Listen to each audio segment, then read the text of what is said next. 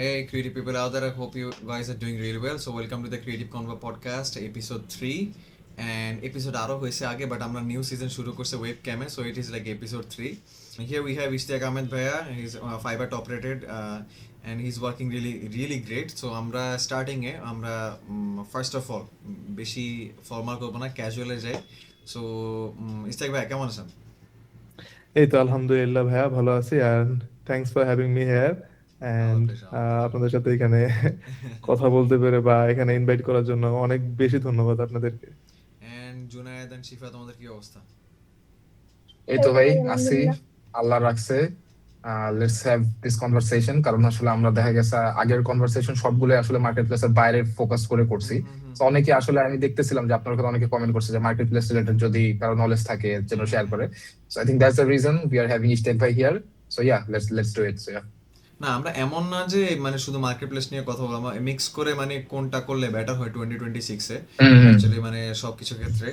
আবার দ্যাটস দুইটা দুইটা প্রিন্সিপাল আছে, always have a plan B. আবার someone says like if you have a plan B, plan A will not work. So দুইটাই terminologies আছে, এখন কার জন্য কোনটা কাজ করতেছে লেটস স্টার্ট উইথ ইশতিয়াক ভাই। ভাই আপনার মানে কিভাবে জার্নিটা শুরু হইলো, মানে আমরা একটু শুনতে চাচ্ছি যে মানে how did you take the leap actually, cause আপনারা ফাইবারে কাজ করতেছেন, so fiber is already saturated. মানুষ এখন আসতে ভয় পায় এখানে, যে মানে ভাই আমি অলরেডি করতেছি, সো আমি করবো মানে এখানে র্যাঙ্ক করা তো দূরের কথা, আমি কাজ পাওয়া তো দূরের কথা, র্যাঙ্ক করতে আমার অবস্থা খারাপ হয়ে যাবে। সো এই সাহসটা কেমনে আসলো যে না আমি মার্কেট প্লেস থেকেই শুরু করি, নট সামথিং লাইক এজেন্সি আর সামথিং লাইক দ্যাট, বাট আমি মার্কেট প্লেসে শুরু করি। How is that? এটা আসলে আমি আমার শুরুটা মার্কেট প্লেস থেকে হয় নাই আসলে।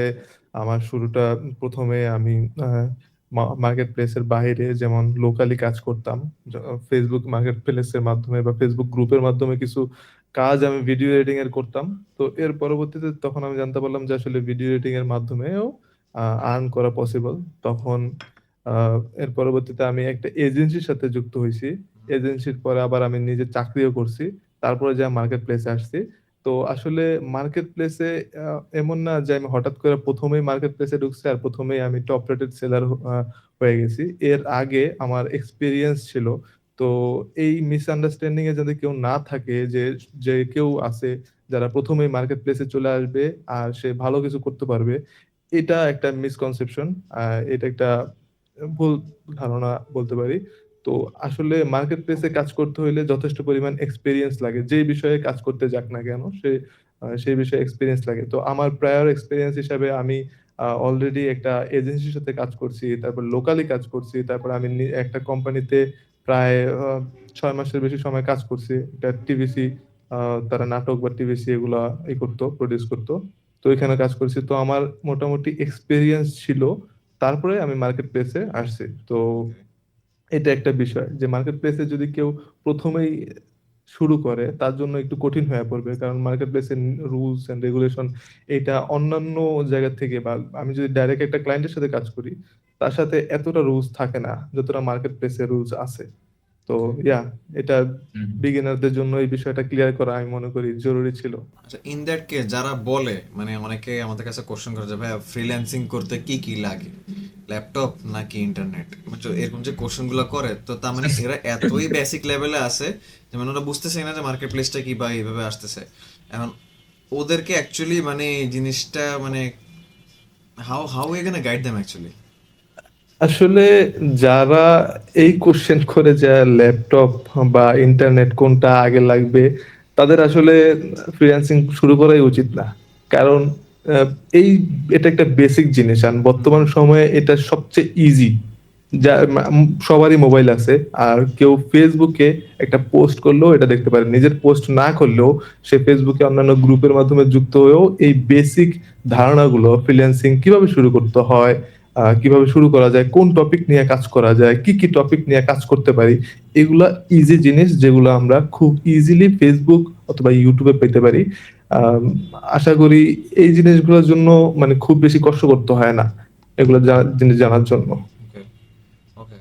আরেকটা হচ্ছে ভাইয়া মানে যদি আমরা ফাইবার বা আপওয়ার্কে যদি স্টার্ট করি, মানে যে স্টার্ট করবে, ইন দ্যাট কেস তার কি ওই যে রুলস এন্ড রেগুলেশন অনেকগুলো থাকে না, যে মানে এইভাবে পোস্ট করো, গিগ এসইও করো, বা অনেক অনেক কাহিনী থাকে যে থাম্বনেলটাকে এমন ভাবে করো যাতে ক্লিক থ্রু রেট ভালো থাকে। এই জিনিসগুলা কি আদৌ অত ফ্যাক্টর করে, এত ম্যাটার করে, নাকি knowing the skills is the best? আরেকটা জিনিস হচ্ছে মানে এটা কোশ্চেন থাকতে পারে যে আমাদের স্কিল আছে কিন্তু আমি যদি প্ল্যাটফর্মটা, যে মার্কেট প্লেসটা, যে লেটস সে ফাইবারটা যদি নাই বুঝি ওইভাবে, আমি কাজ পাবো কেমনে? সো এখানে মানে এখানে কি মিক্সচার থাকতে হয় দুই স্কিলের, নাকি জাস্ট স্কিলফুল থাকলে হয়, যেটা আপনি শুরুতে বললেন? শুধুমাত্র স্কিলফুল থাকলেই এনাফ না, আপনার মার্কেট প্লেসের সম্বন্ধে ধারণা থাকতে হবে, মার্কেট প্লেসের রুলস সম্বন্ধে ধারণা থাকতে হবে। আর ফাইবার হলো গিগ বেস মার্কেট প্লেস, যেখানে আপনি গিগ দিবেন এবং কি সেই গিগের উপরে ডিপেন্ড করে আপনার অর্ডার আসবে বা মেসেজ আসবে, সব গিগের উপর ডিপেন্ড করে। তো এখানে যেমনটা আপনি প্রথমেই বলছিলেন যে মার্কেট প্লেস অনেক বেশি স্যাচুরেটেড। সো আসলে এখানে অনেক স্যাচুরেটেড। আপনার মানে শুধুমাত্র বাংলাদেশি কয়েকজন এডিটর, বা আপনি যেই কাজই করেন না কেন, মার্কেটিং, ডিজিটাল মার্কেটিং করেন, ওয়েব ডেভেলপমেন্ট করেন, শুধুমাত্র বাংলাদেশি কয়েকজনই আপনার কম্পিটিটর না। এইখানে আরো অনেক বেশি কম্পিটিটর আছে। তো সেইখানে গিগ অপটিমাইজেশন, আপনার গিগ ইমেজ, গিগ ভিডিও, এগুলো অনেক বেশি ম্যাটার করে। তো আপনার মনে করেন একসাথে এক রতে 4 জনের গিগ দেখতে পারতেছে, আপনার গিগ ইমেজটা যদি ভালো না হয় তা ডেফিনেটলি আপনার গিগ ওখানে কেউ ক্লিক করবে না। আপনার ক্লিক না করলে তো মেসেজ বা বাই করার সম্ভাবনা অনেক দূরে। তো গিগ অপটিমাইজেশন, গিগের ইমেজ, প্রত্যেকটা জিনিস মার্কেট প্লেসে অনেক বেশি ম্যাটার করে। আর রুলস এন্ড রেগুলেশনের কথা যেটা আপনি জিজ্ঞেস করলেন, সেটা হলো, এটা আমি একটা উদাহরণ দিয়ে বুঝাইতে চাইতেছি যারা নতুন আছে বা যারা শুনবে তাদের জন্য। তো আপনি যদি লোকাল আপনার এলাকায় একটা দোকান করেন, তো সেখানে আপনার কিছু করা লাগবে না, জাস্ট দোকানে অ্যাডভান্স দিবেন, আপনি দোকানে মালামাল উঠে শুরু করে দিবেন। সেল করা শুরু বাট করবো। আপনি যদি একটা বসুন্ধরার মতো শপিং মলে আপনি একটা আহ, আপনি একটা দোকান করতে চান বা শোরুম খুলতে চান, তাহলে আপনার প্রপার ডকুমেন্ট লাগবে, আপনার ট্রেড লাইসেন্স লাগবে, আপনার আর আরো অনেক কিছু জামানত হিসাবে লাগবে। হুম তো এগুলা জিনিস আপনার রুলস এন্ড রেগুলেশনের মধ্যে থাকতে হয় একটা মার্কেট প্লেসে, হুম ঠিক না? হুম তো এই বিষয়টা হলো গিয়া একটা বিষয়টা হলো সেম মার্কেট প্লেসের ক্ষেত্রে, ফাইবার একটা মার্কেট প্লেস। ওইখানে যদি আমি একটা গিগ করতে চাই বা আমি ওখানে বিজনেস করতে চাই, তো সেখানে আমার প্রপার ডকুমেন্ট দিয়ে শুরু করতে হবে। যেমন ডকুমেন্টের কথা কেন বললাম, তো যেমন আমরা ফাইবারে এখন বর্তমানে আপনার আইডি ভেরিফিকেশনের জন্য আপনার পাসপোর্ট বা আইডি এগুলোর ছবি চায়, তারপরে পেওনিয়ারের ভেরিফিকেশনের জন্য আপনার আইডি পাসপোর্ট এগুলো চাবে, ব্যাংক স্টেটমেন্ট চাবে। তো প্রত্যেকটা জিনিস খুব ইম্পর্টেন্ট। কিন্তু আপনি যখন লোকালি বা নর্মালি জাস্ট আমি আউটরিচ করে কারোর সাথে কাজ করলাম, তখন আর এত কিছু লাগে না, ওকে ব্যাংকে স্টেটমেন্ট বা ওই এত কিছু প্রয়োজন হয় না। তো ওকে এটাই বিষয় যে আপনার জানতে হবে, বুঝতে হবে মার্কেট প্লেসের সম্বন্ধে, তারপরে যে মার্কেট প্লেসে কাজ শুরু করার চিন্তা করতে পারেন। কিন্তু আপনি মার্কেট প্লেসের সম্বন্ধে যথেষ্ট পরিমাণ ধারণা না নিয়ে জাস্ট একটা গিগ খুলে ফেললেন, এই হুম জিনিসটা না করাটাই সবচেয়ে বেটার। কারণ মার্কেট প্লেসে একবার গিগ খুললে তখন যে কোনো মার্কেট প্লেসে হোক, ফাইবার, আপওয়ার্ক বা ফ্রিল্যান্সার.কম, যেগুলো মার্কেট প্লেসে একবারে গিগ খুলতে পারবেন। এর পরবর্তীতে যদি আপনি খুলতে যান, তো ফাইবার মনে করবে বা অন্যান্য মার্কেট প্লেস মনে করবে যে আপনি ডাবল অ্যাকাউন্ট তৈরি করতেছেন বা ডাবল অ্যাকাউন্ট চালাইতেছেন। ওকে তখন আপনার অ্যাকাউন্ট ব্যান হয়ে যাওয়ার সম্ভাবনা আছে। মানে দুইটাই ব্যান হওয়ার তাই সম্ভাবনা আছে যদি করে। হ্যাঁ, তো আপনি এটা কোনোভাবেই আপনি এরকম ট্রিট করতে পারবেন না যে আমি ফেসবুক অ্যাকাউন্টের মতো ট্রিট করতে পারবেন না। Fibre is business. তো আপনি একটা বিজনেস অ্যাকাউন্ট করতেছেন, বিজনেস করার জন্য অ্যাকাউন্ট করতেছেন, তো সেই সম্বন্ধে আপনার ভালোভাবে প্রপার নলেজ নিয়ে তারপরে ফাইবার অ্যাকাউন্ট ক্রিয়েট করা উচিত বলে আমি মনে করি। আচ্ছা, এখানে একটা কোশ্চেন আছে আমাদের মানে আপনাদের তিনজনের জন্যই। এটা হচ্ছে, এটা আমার কথা বলতে বলতে আইডিয়াটা মাত্র ব্রেনস্টর্ম হয়েছে, মানে আসছে। একটা হচ্ছে ফাইবারে কি আমরা অ্যাকোমোডেশন সেল না করে, মানে জিনিসটা হচ্ছে just basic video editing sell না করে আমরা কি কোনো কিছু অফার ক্রিয়েট করে ক্লায়েন্টকে মিটিংয়ে এনে কনভার্ট করে $3,000-4,000 কিছু সেল করতে পারি কি না? এটা হচ্ছে ইশতিয়াক ভাইয়ের কাছে প্রশ্ন। আর এটা হচ্ছে জুনায়েদ আর শিফার কাছে প্রশ্ন, যেহেতু তোমরা out of the market place কাজ করো। জাস্ট মানে ভিডিও এডিটিং করে মানে স্কেল করা সম্ভব কিনা উইদাউট সেলিং এ ট্রান্সফরমেশন। আমি আমি জাস্ট মানে সিচুয়েশনটা সুইচ করে দিছি তোমাদের দুজনকে, বুঝছো? জিনিসটা হচ্ছে তোমরা মানে আমরা অনেকে স্টার্টিং এ অনেক করছি যে পার ভিডিও $40, পার ভিডিও $50 এমনি করে কাজ করছি। তো আমরা দেখলাম যে করতে পারতেছি না। আবার আমরা এমনও লোক দেখছি আসলে সে মানে এইভাবে করেই কিন্তু ভালো করতেছে। স্যার জাস্ট আপনাদের তিনজনের কাছে প্রশ্ন, যে লেটস স্টার্ট উইথ জুনায়েদ, যে শুধু ভিডিও এডিটিং দিয়ে কি মানে আসলে লেটস সে $10,000-15,000 বা $20,000 বা $30,000 এজেন্সি কি স্কেল করা সম্ভব কিনা? যদি সম্ভব তাহলে হাউ? সো দ্যাট মানে যারা শুনতেছে বা যারা মার্কেট প্লেসটা ভয় পাইতেছে তারা কিভাবে স্টার্ট করতে পারে? Yeah, definitely. It's a very good question. So প্রথমত আমি বলবো যে অবশ্যই পসিবল, নাহলে পসিবল না হলে তো আমরা মার্কেটে যেসব শার্কদের দেখতেছি ওরা এক্সিস্ট করতো না, রাইট? সো অবশ্যই পসিবল। এখন কিভাবে possible? So it depends on our offer and our positioning, কয়েকটা জিনিস, okay? So first of all আমি যদি বলি যে আমি যদি অফারটা এরকম হয়, যদি B2B-র ক্ষেত্রে, তো B2B-র ক্ষেত্রে কি হয় যে যারা কন্টেন্ট অ্যাডস এজেন্সি আছে ওরা হইতেছে ওদের ক্লায়েন্টের কাছে গিয়ে ওরা শুট করে, ওরা ভিডিও করে, ভিডিওটা এডিটও করে, প্লাস ওরা ওই ভিডিওগুলোর জন্য অ্যাডও রান করতেছে, রাইট? সো ওদের কাছে আমরা জাস্ট ভিডিও এডিট করি এটা নিয়েই যাই, এটাই একটা বড় অফার হয়ে যাইতেছে, কারণ ওদের অবশ্যই ভিডিও এডিটর লাগবে, তাই না? এখন ওরা যদি ইউএস বা ইউকে থেকে একটা ফুল টাইম এডিটর নিতে চায়, দেখা যাবে মিনিমাম $5,000 নিচে ফুল টাইম এডিটর পাওয়া ইটস লিটারালি মানে অনেক ইম্পসিবল, ঠিক আছে? তো আমরা যদি ওইভাবে যাই, অফকোর্স আমাদের অফারটা সেলেবল এন্ড স্কেলেবল।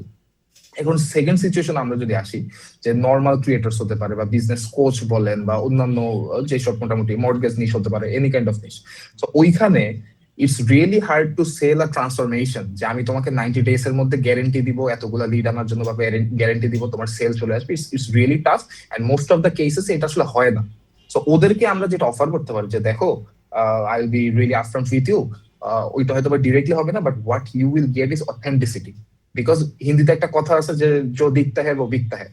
সো তুমি যদি তোমার যে টার্গেট অডিয়েন্স আছে, তুমি যদি ওদের ফিডে অ্যাটলিস্ট উইকে 2বার থেকে 3বার করে যাও, এট দ্য সেম টাইম তোমার যে কম্পিউটার জাস্ট অ্যাড চালায় যাচ্ছে বা অ্যাড না থাকলেও যাচ্ছে না, ওই ওই মানুষটার এই মানুষটার মধ্যে কার অথেন্টিসিটি বেশি? অবশ্যই তোমার, কারণ তোমার ক্লায়েন্ট হইতেছে বা তোমার টার্গেট অডিয়েন্স হচ্ছে তোমাকে বেশি দেখতেছে।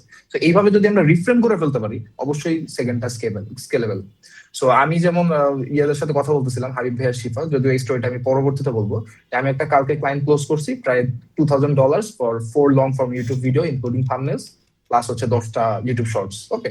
সো $2,000 এটা হইতেছে, আমি ওকে ডাইরেক্ট বলছি যে ভাই দেখো, ইটস মানে ওই যে ইটস নট সামথিং লাইক যে এটা তুমি পোস্ট করবা 1 মাস 2 মাস বা 3 মাস পরে তুমি ইয়ে করতে পারবা, মানে সেল জেনারেট করতে পারবা, it's not something like that. But তুমি যদি পোস্ট করো কনসিস্টেন্টলি, আমি যেভাবে দেখাচ্ছি, এই যে অর্গানিক ফানেলটা যে তোমার ক্রিয়েট হচ্ছে, এটা দিয়ে তুমি ব্র্যান্ড অ্যাওয়ারনেস পাবা, তুমি একটা অথেন্টিসিটি ক্রিয়েট করতে পারবা তোমার টার্গেট অডিয়েন্সের সাথে, প্লাস তুমি যখন অ্যাড রান করবা তখন তোমার অ্যাড গুলা অন্য যেই কম্পিটিটর আছে যাদের অর্গানিক প্রেজেন্স নাই তাদের থেকে অ্যাটলিস্ট 5 টাইমস বেটার কাজ করবে। কেন কাজ করবে? কারণ তুমি যখন অর্গানিক পোস্ট 3 থেকে 4 মাস ধরে করছো, অ্যাড চালানোর জন্য যথেষ্ট ডেটা তোমার কাছে আছে, পিক্সেলের মধ্যে যথেষ্ট ডেটা তোমার কাছে আছে। তো এইভাবে যখন আমি রিফ্রেম করছি তখন লাইক ও ক্লোজ হয়েছে। ইভেন ও যখন মিটিং এ আসছে আমার ডাইরেক্ট বলছে যে bro I have a team and আমার বাজেট মাত্র এত।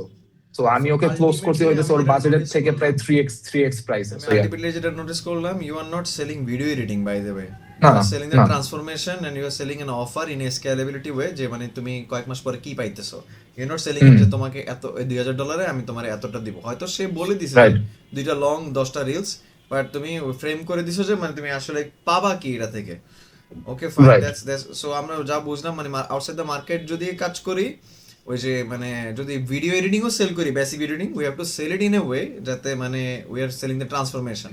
আচ্ছা এবার আসি রাইট। একটু স্টেক ভাইয়ের কাছে, আমি আচ্ছা এইখানে ভাই আমি আরেকটু অ্যাড করে স্টেক ভাইয়ের কাছে মুভ করবো। সেটা হইতেছে যে আমাদের আসলে যারা এখানে মার্কেটে এন্ট্রি করতেছে বা বিগিনার, সবার একটা ভুল, ওরা যখন একটা ক্লায়েন্ট কলে যায় বা সেলস কলে যায়, ওরা হচ্ছে নিজেদেরকে একটা ভিডিও এডিটর হিসেবে উপস্থাপন করে। বাট আমি যেটা করি, আমি নিজেকে প্রেজেন্ট করি যে I am a growth operator. আমি জানি না ভিডিও এডিটিং কি, আমি জানি না কি, I am a growth operator, তোমার বিজনেসে আমি অর্গানিক রিচ বাড়ায় দিব, দ্যাটস দ্য থিং।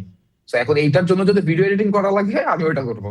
তো ওরা নিজেরাও বুঝেন, বাট হ্যাঁ আমার এলিভেটর পিছে আমার কোথাও লেখা নাই যে I am a video editor, I have been doing this for 5 years or so, আমার এইটার কিচ্ছু বলি না, আমি জাস্ট বলি যে I am a growth operator, that's the thing. So okay, ওই তো বেসিক্যালি সেলিং দ্য ট্রান্সফরমেশন।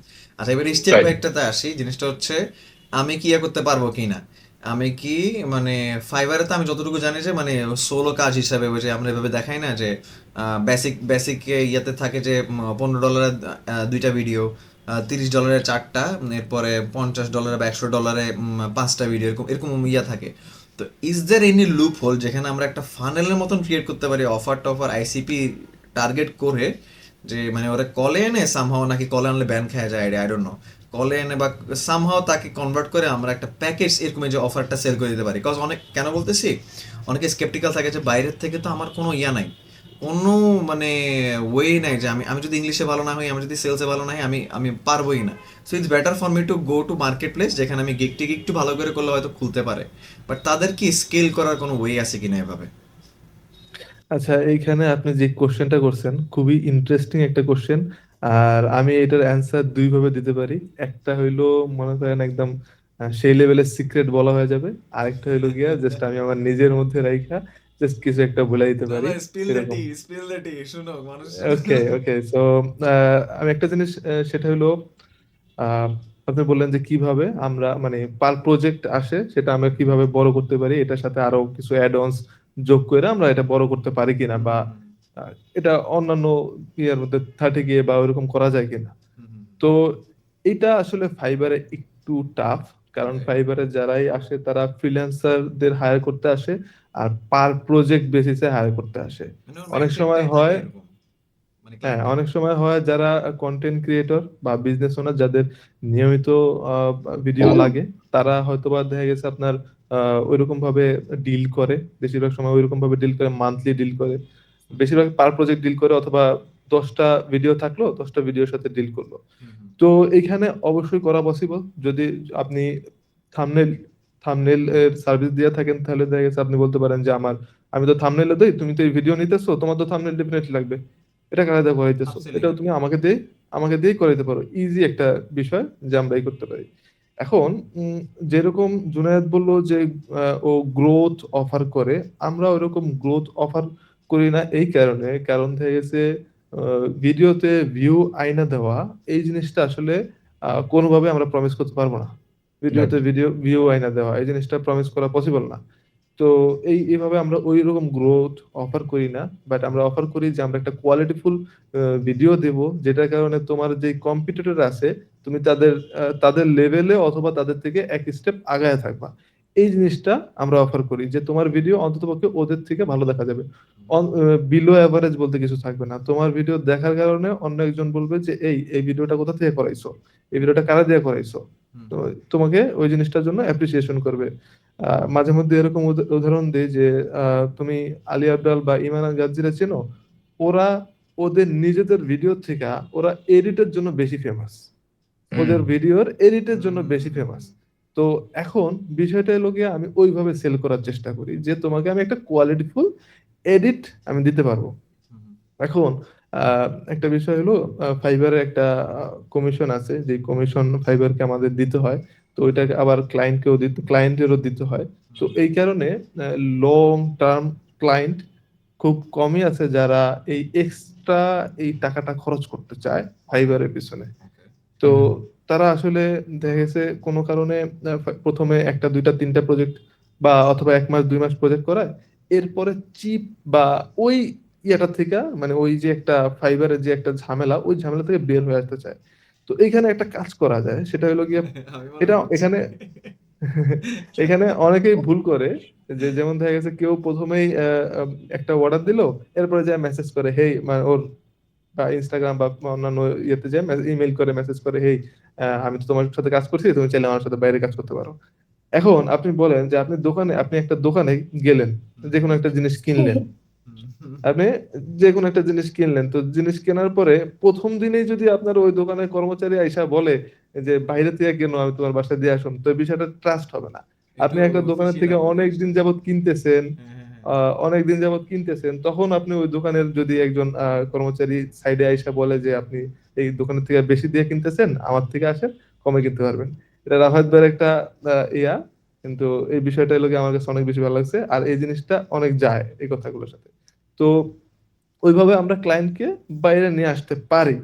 তো আমি এটা সাজেশন করব না, কারণ নতুনরা এই জিনিসটা উল্টাপাল্টা ভাবে ইউজ করবে, যারা উল্টাভাবে ইউজ প্রফেশনাল করে তারা পরে ফাইবারও যাবে, ইনস্টাগ্রামও ক্লায়েন্টও যাবে। সবে যাবে। তো সবই যাবে। ও, বিষয়টা হলো গিয়া আমি টপ রেটেড হয়েছি এইভাবে না, আসলে এই জিনিসগুলো মাইনা কখনো বাইরে ক্লায়েন্ট না নিয়ে যায়, তারপরে ক্লায়েন্ট আসলে মানে ফাইবার আসলে বুঝতে পারছে যদি আমি বাইরে ক্লায়েন্ট নিয়ে যেতাম, তাহলে এই ক্লায়েন্ট এতবার মানে অর্ডার দিত না। ফাইবার অর্ডার দিত না, আর রাইট। ক্লায়েন্ট, হ্যাঁ, আর বুঝতে পারে ও ক্লায়েন্টের বিহেভিয়ার দেখে বুঝতে পারে যে হঠাৎ করে ওর সাথে একটা দুইটা অর্ডার কমপ্লিট হওয়ার পরেই এখন আর ফাইবারে কেন আসতেছে না এই বায়ারটা, ইজিলি বুঝতে পারে রাইট। ফাইবার। ওকে ওকে ওকে। তো এইখানে মনে করেন অনেক গোলায়া যায় যে আসলে মানে ক্লায়েন্ট বাইরে নিয়ে আসতে চায়, বেশি হাই টিকেট ক্লোজ করতে চায়।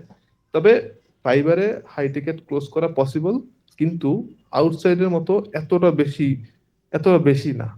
আচ্ছা আচ্ছা। ফাইবারে একটু লিমিটেড, কারণ ফাইবারে যারা আসে বিজনেস ওনার আসে কিন্তু খুব কম।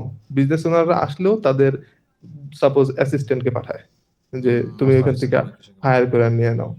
তারপরে যদি আপনি কোনো কারণে তার সাথে ভালো করতে পারেন, আমাকে অনেকে রিচ করে ভাইবারে, মানে যখন ড্রাইভে আপলোড দেই তখন ইমেল দেখতে পারে, তখন আমাকে ইমেল পাঠায় যে তোমার সাথে কাজ করে ভালো লাগছে, তুমি চাইলে বাইরে কাজ করতে পারো।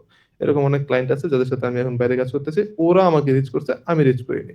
বাট যেই ওয়েটা বললাম ওই ওয়েটা ভালোভাবে কেউ যদি ইউজ করতে পারে তাহলে এটা একটা ভালো জিনিস, কিন্তু রং ভাবে ইউজ আমি করলে বলবো যে এটা আসলে স্টার্টিং এ করতে না, কিছু চালাকি আমি একটু চোরা বুদ্ধি দিয়ে দিই। এটা হচ্ছে তুমি কিছু কাজ ফাইবারে করবা, থেমে থেমে কিছু কাজ বাইরে থেকে করবা, কিছু কাজ আবার ফাইবারে করবা, যাতে ফাইবার ম্যানিপুলেটেড হয়ে যায় যে মানে না আসতেছে কিন্তু থেমে থেমে আসতেছে, তার মানে লোকটার নিডই কম। তো এই জিনিসটা করতে এখানে পারো। একটা প্রবলেম আছে ভাই, এই এই বিষয়টা আপনি যেটা বললেন না, ওইটা করতে যেয়ে ও ধরা খাইছে এমন পাবলিক বহুত আছে। ওকে। মানে ওই যে আপনি নিজেকে চালাক মনে করেন, কিন্তু সবচেয়ে বেশি চালাক যারা তারাই ফাইবার বানাইছে। ওরা আসলে এই ধরনের বিহেভিয়ার সব স্টাডি কইরা তারপরে ওদের এআইটাকে এভাবেই ডেভেলপ করছে। তো ওকে। যারা এই ধরনের কাজ করে, যারা এই যে থাইমা থাইমা থাইমা এইখানে একটা ওইখানে একটা এভাবে কাজ করে, এগুলো বিহেভিয়ারও ফাইবার বুঝতে পারে। তো যখন এই বিহেভিয়ার গুলো বুঝতে পারে তখন ওই আপনার গিকটাকে একটু আস্তে করে নিচে নামায় দেয়। তো নিচে নামায় দেওয়ার একবার নিচে নামায় দেওয়ার পরে কোনো কারণে যদি মনে করেন আপনার ওই সেম জিনিসই দেখতে পারে, আপনি একবার নিচে নামা যাওয়ার পর আপনি বেশিরভাগ সময় এরকম হয় যে যখন একটা গিগ নিচে নেমে যায় না, তখন একটু অস্থিরতা কাজ করে যে গিগ নিচে নেমে যাচ্ছে, তাড়াতাড়ি একজনের বাইরে নিয়ে আসি। এই জায়গাটা আরো ভুল করে, তখন মনে করেন গিগ একদম ডাউন হয়ে যায়। তখন মনে করেন পেইড অ্যাড ছাড়া বা অন্যান্য কিছু ছাড়া তখন আর গিগ চলেই না, এরকম একটা অবস্থা আচ্ছা, এটা তখন। একটা লুপ লেভেল হোলের ওয়ান, মতো। হ্যাঁ, লুপহোলের মতন এটা একটা। একটা লুপ হোলের মতো, হ্যাঁ। এক্স্যাক্টলি। তো তখন ওই লেভেল ওয়ান সেলাররাও দেখবেন যে অর্ডার নেই। আপনি ফাইবারে ঢুকে দেখতে পারেন। Damn, আমি তো এমনি জানি তো না। ফাইবারে এখন ইয়াটা কমে গেছে, ট্রাফিকটা কমে গেছে, তার উপরে যদি আবার এই ধরনের কাজ করে কেউ, তাহলে তো তার গিগ কোনোভাবেই আর ফেরানো আচ্ছা সম্ভব ভাই, না। আপনি কি মনে করেন যে ফাইবারে এই ট্রাফিকটা কমার কারণটা কি? রিসেন্টলি দেখলাম ট্রাফিক আমরা ফাইবারের শেয়ারের প্রাইস অনেক কমে গেছে, তো এটার কারণটা কি হতে পারে? ট্রাফিক কমার কারণ এই বিষয়ে আসলে আমি এক্স্যাক্টলি তেমন কিছু বলতে পারি না। তবে আমার মনে হয় যে এখন আসলে মানুষ ডাইরেক্ট ডিল করা বেশি পছন্দ করে। Directly করা বেশি এছাড়া পছন্দ করে। আর এজেন্সি কালচারটা কিন্তু গ্লোবালি এখন খুব হাইপে আছে। হুম, মানে আর এখন বর্তমানে যেই পরিমাণ ইমেল মার্কেটিং, ডিএম মার্কেটিং হইতেছে, ইজিলি আসলে যার যেটা প্রয়োজন, যে পেয়ে বিজনেস যায়। ওনারদের যার যেটা প্রয়োজন পেয়ে যেতেছে, সমস্যা হয় না। তারপরও অনেকে ট্রাস্ট ইস্যু থাকে, তারপরও অনেকে স্ক্যাম হয়, তখন যে মার্কেট প্লেসে আসে যে এটা একটা ট্রাস্টেড। আমি এত নিশ ইমেলও পাই মাঝে মধ্যে যে তুমি মানে বিজনেস করতে যে তুমি it's not your money management, it's not your things that you are doing, it's mainly the mindset that you are missing, mindset coach. এরকম ইমেল পাই যে মানে $200 মাইন্ডসেট সেট করে দিবে, you can make $30,000 with this হ্যাঁ, mindset. Mindset coach আসলে একটা scam, আসলে এরকম কিছুই নাই। লিংকডইন ওই যে ভরা মানে ওই মাইন্ডসেট যে কোচ, আপনি অ্যান্ড্রয়েড লিংকডইন বলে ওপেন না, করলে দেখবেন। হ্যাঁ, অ্যান্ড্রয়েড বলে না ইউ আর ডিপ্রেস, তার মানে you have a lot of time. না, মাইন্ডসেট কোচ বলতে আসলে কিচ্ছু নাই। তো তো ওরা এরকম আমি 2-3টা বই দেখলাম পড়ে, যে আমি 2-3টা এগুলো ভিডিও পাই। করে, এটাই আর কিছু আমি না। একটা দুবাই থেকে এক ভাইয়ের ইয়া পাইছি, মানে I don't know how much it works, মানে বাট ওর স্কুল কমিউনিটিতে অনেক লোক মানে শয়তানের আসওয়াসা থেকে রক্ষা করার জন্য, মানে তাকে মাইন্ডসেট মানে আল্লাহর প্রতি মানে ওর নিবেদিত থাকার জন্য একটা কোর্স। ও, আমি এটা দেখে খুব ভাই ক্রেজি এটা ভাই, তো ক্রেজি। এত নিশে কাজ করে, ও, এমনকি ওর এটা মনে হয় কমিউনিটিতে রুকাইয়া টাইপের। কমিউনিটিতে 1200 লোক, এক এক 1200 লোক আছে এবং এক একজন $50 করে পে করে এটার জন্য। ড্যাম, তাহলে কত টাকা কামাই চিন্তা দুবাইতে করেন। $60,000 ভাই রে ভাই। $60,000 বাই জাস্ট মানে শয়তানের আশ্বাস থেকে সে হেল্প করে। He is not even a হুজুর অর মুফতি or something like that, normal আমার তোমার মতো মানুষ। বাট কথা Crazy ভাই। চালো, মানে কথা ভালো। ওর ইমেলের কপি দেখে আমি আমি হালকা হুকড হয়ে গেছিলাম, মানে দেখে যাচ্ছে ছেলেটা কি করে, এই যে এই ইন্টারেস্ট আসছে আমার ইমেল দেখে, তাহলে বুঝো ওর কথার মানে ভাঁজ কেমন। তো যাই হোক, মানে ইমেল ইজ ক্রেজি, ইমেলে কনভার্ট হয়। ইয়া, ইমেল ক্রেজি, আসলে ইমেল ক্রেজি। তো ইমেল দিয়া যারা কোল্ড ইমেলে মাস্টার করে ফেলছে তারা হিউজ পরিমাণ ডলার কামাইতেছে ডাইরেক্ট, যারা ইমেল বাট মার্কেটিংটা ইমেল মার্কেটিং মাস্টার আবার করে সবাই ফেলছে। স্টার্টিং এ আসতে পারবেন, যেহেতু এখানে অনেক শুধু সেলস জানলে হবে না, এখানে আবার একটু টাকা ঢালাও লাগে ইনিশিয়ালি, হুম ভালো একটু টাকা, মানে হুম। 300-350 ডলার মনে সেট আপে যায়, সেট আপে আর 500 ডলার। টাকা না, ঢাললেও এত অনেকে, সেটআপে এত টাকা যাওয়ার কথা না। আমি জানি না, আমি করিনি তো এই কারণে, আমি তো না, কাস্টমারও ইমেল করিনি। মার্কেটিং এ এত না গেলেও মোটামুটি ক্লোজ যায়। কারণ দেখা গেছে কি, আপনার পার্সোনাল ইমেল দিয়া আপনি করতে পারবেন না, মানে ইমেল বেশি পাঠাতে পারবেন না। ডোমেন কিনা তারপরে লাগে। আপনি যে ডোমেন নিয়ে ইমেল পাঠাইলেন, সেটা পাঠাইতে হলে ওয়ার্ম আপে পাঠানো লাগবে। তো হুম, ইনস্ট্যান্টলিতে প্রায় 40-50 ডলারের মতো ওয়ার্ম আপের জন্য মান্থলি চার্জ করে। তো 3 মান্থস ওয়ার্ম আপ না করলে আবার হয় না, এটা সময় সাপেক্ষের ব্যাপার। কোল্ড না, ইমেল এটা এখানে সময় সাপেক্ষের ব্যাপার। এইখানে যেহেতু আমি ইমেল ট্রাই করা হয়েছে ইনস্ট্যান্টলি থেকেই, সো এখান থেকে আমি বলতে পারবো ইনস্ট্যান্টলির প্রাইমারি যে প্যাকেজ ওইটা হচ্ছে $99 পার মান্থ, ঠিক আছে? ও, তো তাহলে আরো ওইটা তো বেশি আপনার এক্সপেন্সিভ। লাগেই $99। এরপরে আপনি পার ডোমেইন থেকে ম্যাক্সিমাম 3টা ইমেল ক্রিয়েট করতে পারবেন। সো এখন ডিপেন্ড করে আপনি কয়টা ইমেল দিয়ে কি পারবেন। আর পার ইমেল থেকে আপনি হুম ম্যাক্সিমাম দিনে 30টা, ম্যাক্সিমাম 30 to 40 ইমেল করতে পারবেন। এখন আপনি যদি টার্গেট করেন যে আপনি দিনে 1000টা করবেন, সো ওই মোতাবেক হয়তো বা 10টা লাগবে। 10টা ডোমেইন যদি কিনেন, 10টা ডোমেইনের আন্ডারে 3টা করে ইমেল, তো 3×10 = 30টা, ঠিক আছে? আর 30টা থেকে প্রত্যেকটা থেকে 30টা করে হলে 30 × 30 900, ওই ক্লোজ টু 1000। সো প্রায় বেশ ভালো একটা খরচ। সো আমি বলবো যে, আর আপনার প্রথম 4 সপ্তাহ বা 1 মাস হচ্ছে আপনার ওয়ার্ম আপে রাখা লাগবে। সো ওয়ার্ম আপের টাইম আসলে কিছুই হয় না, ওই ইনস্ট্যান্টের বিলও দেওয়া লাগে, আপনার 10টা ডোমেনের বিলও দেওয়া লাগবে। সো দেখা যাবে আপনি সেকেন্ড মাস থেকে যখন ইমেলটা কেবল স্টার্ট করতেছেন, তখন পর্যন্ত আপনার প্রায় 40 থেকে 50 হাজার টাকা খরচ অলরেডি ডান, মানে ইমেল গুলো রান করার আগে। এরপরে মনে করেন ইমেল এমন তো না যে সেকেন্ড মাসের প্রথম থেকে আপনি প্রথম দিনই 900টা বা 1000টা ইমেল সেন্ড করে দিলাম, এরকম হয় না আসলে। তো প্রথমে দেখা যাবে 150, 200, 250, 300, 500, 700, 1000, এভাবে মানে একটা সার্টেন ওয়েতে আপনার উঠা লাগে। তাও মনে করেন যে আপনার যদি ইমেলের কপি ভালো থাকে, সবচেয়ে ইম্পর্টেন্ট যেটা সেটা হচ্ছে ইমেলের লিডস, যেটার কারণে আমি 2বার ইমেল ট্রাই করেও কোনো রেসপন্স আসে না। এর কারণ হচ্ছে আমার লিড কোয়ালিটি ভালো ছিল না। এখন এখন বুঝতেছে যে প্রবলেমটা কোথায় ছিল। তো লিড কোয়ালিটি আপনার যদি ভালো থাকে, মিনিমাম 2 মাস তো আপনার লাগবেই, মানে ফার্স্ট 2 থেকে আড়াই মাস আপনার লাগবেই মানে রেজাল্ট পাইতে। তো ওই 2 থেকে আড়াই মাস পুরোটাই ইনভেস্টমেন্ট। তো আসলে যারা ইমেল মার্কেটিং করতে নামবে, মিনিমাম 50,000 টাকার নিচে আসলে হবেই না কিছু। 50,000 থেকে 1 লাখ টাকা মিনিমাম ইনভেস্টমেন্ট লাগবে রেজাল্ট আসার আগ পর্যন্ত, এই আর কি। আচ্ছা, এইখানে আমি এটা আমার একটা এক্সপেন্সিভ। পার্সোনাল এক্সপিরিয়েন্স শেয়ার করব। আমি ওই যে যেটা সবসময় বলি যে চার্লি মর্গানের একটা কোর্স নিছিলাম, ওখানে মানে পার্সোনালাইজড ইমেল কাস্টম ভাবে পাঠানোর সিস্টেমটা দেখাইছে, স্ক্রিপ্ট মানে কিভাবে কি করতে হয়। তো আমার হয় কি, আমি 10 থেকে 15টা ইমেল মানে আমার নিজের পার্সোনাল ইমেল থেকে করি, ডেলি করি, এবং কাস্টম আমি ইউটিউব থেকে লিডসগুলো স্ক্র্যাপ করি। ইউটিউব থেকে লিডসগুলো মানে দেখি যে মানে ওরা ঠিক মতন রেগুলার পোস্ট করতেছে কিনা, আর দেয়ার ভিডিও শিটিয়ার দেন হোয়াট উই প্রোভাইড। আর একটা হচ্ছে আইসি যে ওদের বিজনেস আছে কিনা, এই জিনিসগুলো দেখে এরপরে ওকে ওই আকারে কাস্টম একটা 2 মিনিটের লুম দিই। আমার একটা স্পিচ, আমি কিন্তু সেলস যে ইয়েটা ওইটা নিয়ে কিন্তু আমি প্রিভিয়াস ভিডিওতে দিছিলাম, ইফ ইউ গাইস ওয়ান্ট আমি ডিসক্রিপশনে দিয়ে দেবো, তোমরা দেখতে পারো। লুম নিয়ে 25 মিনিটের একটা ইয়ে দিছিলাম, কেমন আমি পুরো স্ক্রিপ্ট রিভিল করছি ওইটাতে। আরেকটা হচ্ছে এডিটিং এরটা আমি একটু হিডেন রাখছি, কজ এটা আমার একটা পেড জিনিস, এটা আমি হিডেন রাখছি আর কি। সো তোমরা যদি এটা জানতে চাও কেমনি কি করে, ডিসক্রিপশন আমার ক্যালেন্ডার লিঙ্ক আছে, তোমরা এখান থেকে আমাদের মিটিং বুক করে দেখতে পারো, 1-to-1 কথা বলে দেখতে পারো। বাট আচ্ছা, যেটা হয়েছে, আমি পার্সোনালি লাইক 10 থেকে 15টা ইয়ে করলে আবার ফলো দেওয়া লাগে, একটা ভালো ফলো দেওয়া লাগে। আমার লাইক এভরি 10 to 15 মেইলে আমার 3 থেকে 4টা মিটিং বুক হয়, এবং এই ক্লোজ হোক বা না হোক, বাট ইয়া হয়। কিন্তু 50টা মেইল মানে মেইল করলে আমার 10-15টার মতন মানে বুক হয়, আর এখান থেকে একটা ক্লোজ হয়। তো কিন্তু এটা করা হেভি টাফ, এটা আমি মন দিয়ে করি। সো মানে 10-15টা করতে তোমার 5 থেকে 6 ঘন্টা লাগে ডেইলি। সো আই কেপ্ট এ গাই, আমি 10,000 টাকা দিয়ে একটা ছেলেকে ট্রেন করে রাখছি।